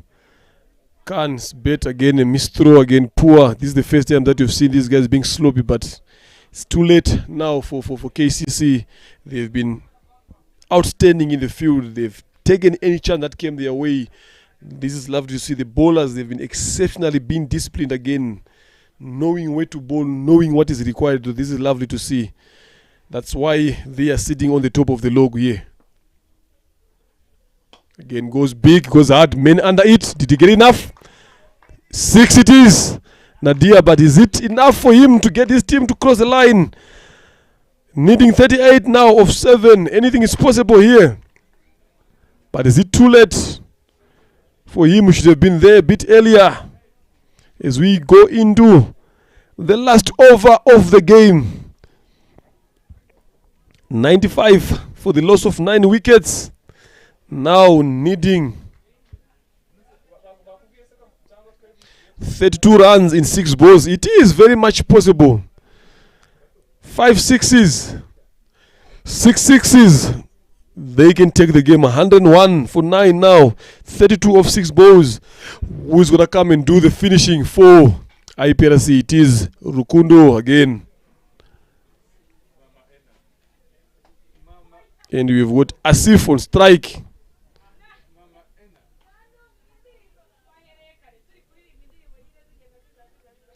This is a good game, good comeback here from IPRC.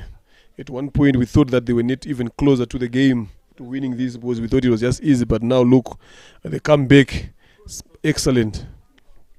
Thanks.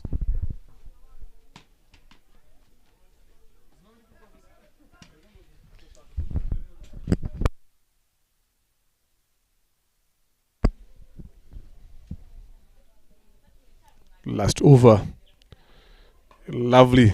Good bowling. Dot pressure climbs. 32 required. 32 runs again from 5 balls. It is still very much possible again. The 6 sixes, as easy it is. Game is on.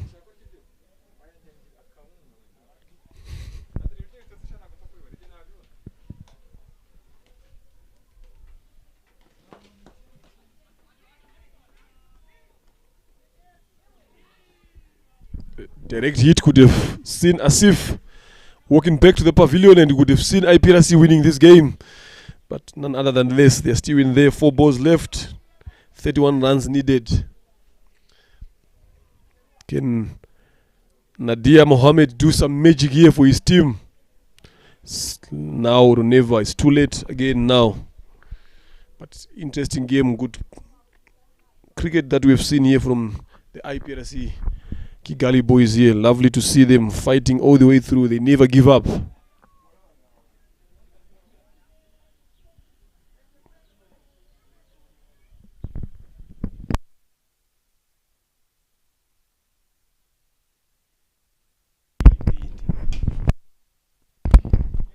Rukundo coming in. Nadil goes big. Who is underneath the captain Michael and takes it comfortably.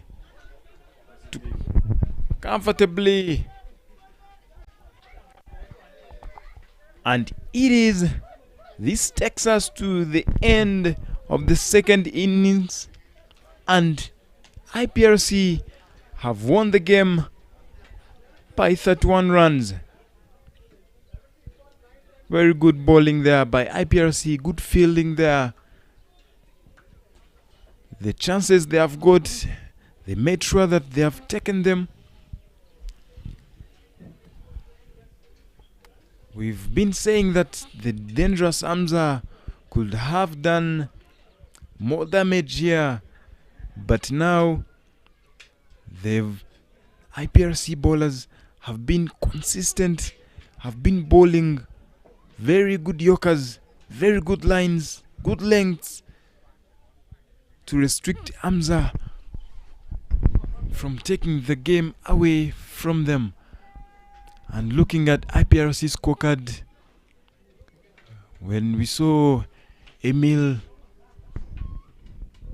putting up some quick runs there for Iprc, Loic with his 40 runs off 32 balls, Rukundo Jean-Pierre 28 out of 38 balls, Manchimwe Oscar, Francois Zirahangage 10 runs off 7 balls, and they managed to put up 132 for 7 in 20 overs.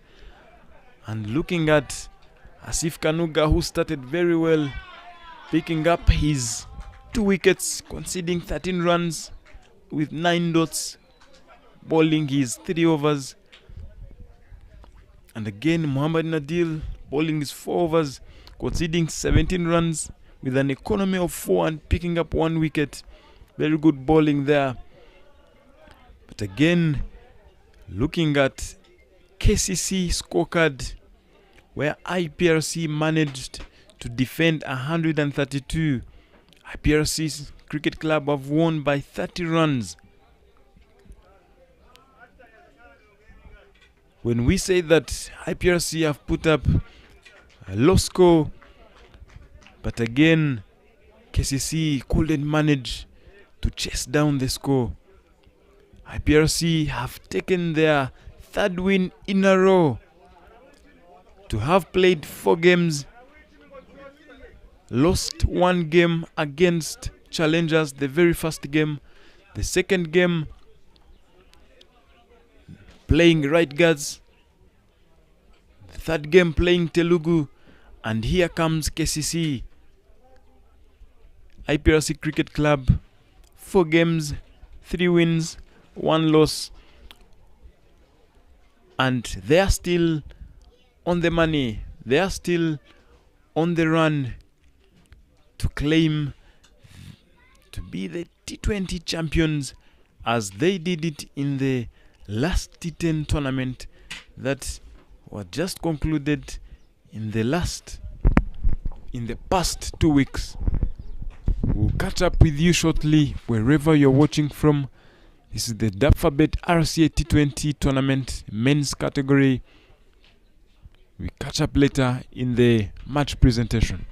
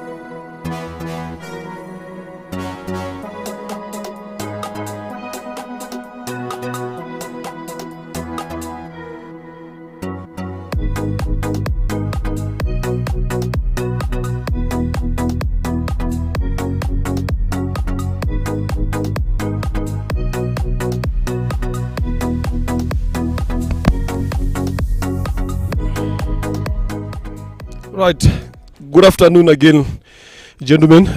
We have witnessed some good cricket here again today. KCC and IPRC managing to be the winners by 30 runs. Well done to you guys again. Hard luck again to you, KCC. Better luck for the next game. For the player of the match for today's game is a player who scored 28 runs for his team, bowled 3 overs, taking 4 wickets, and is none other than Rukundo John Pire.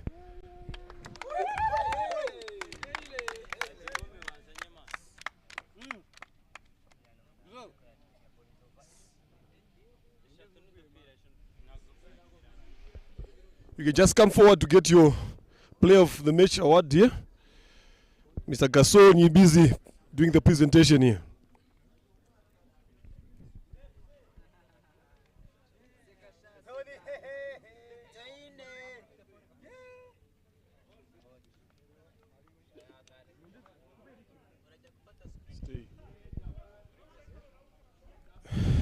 Rukundo, well done.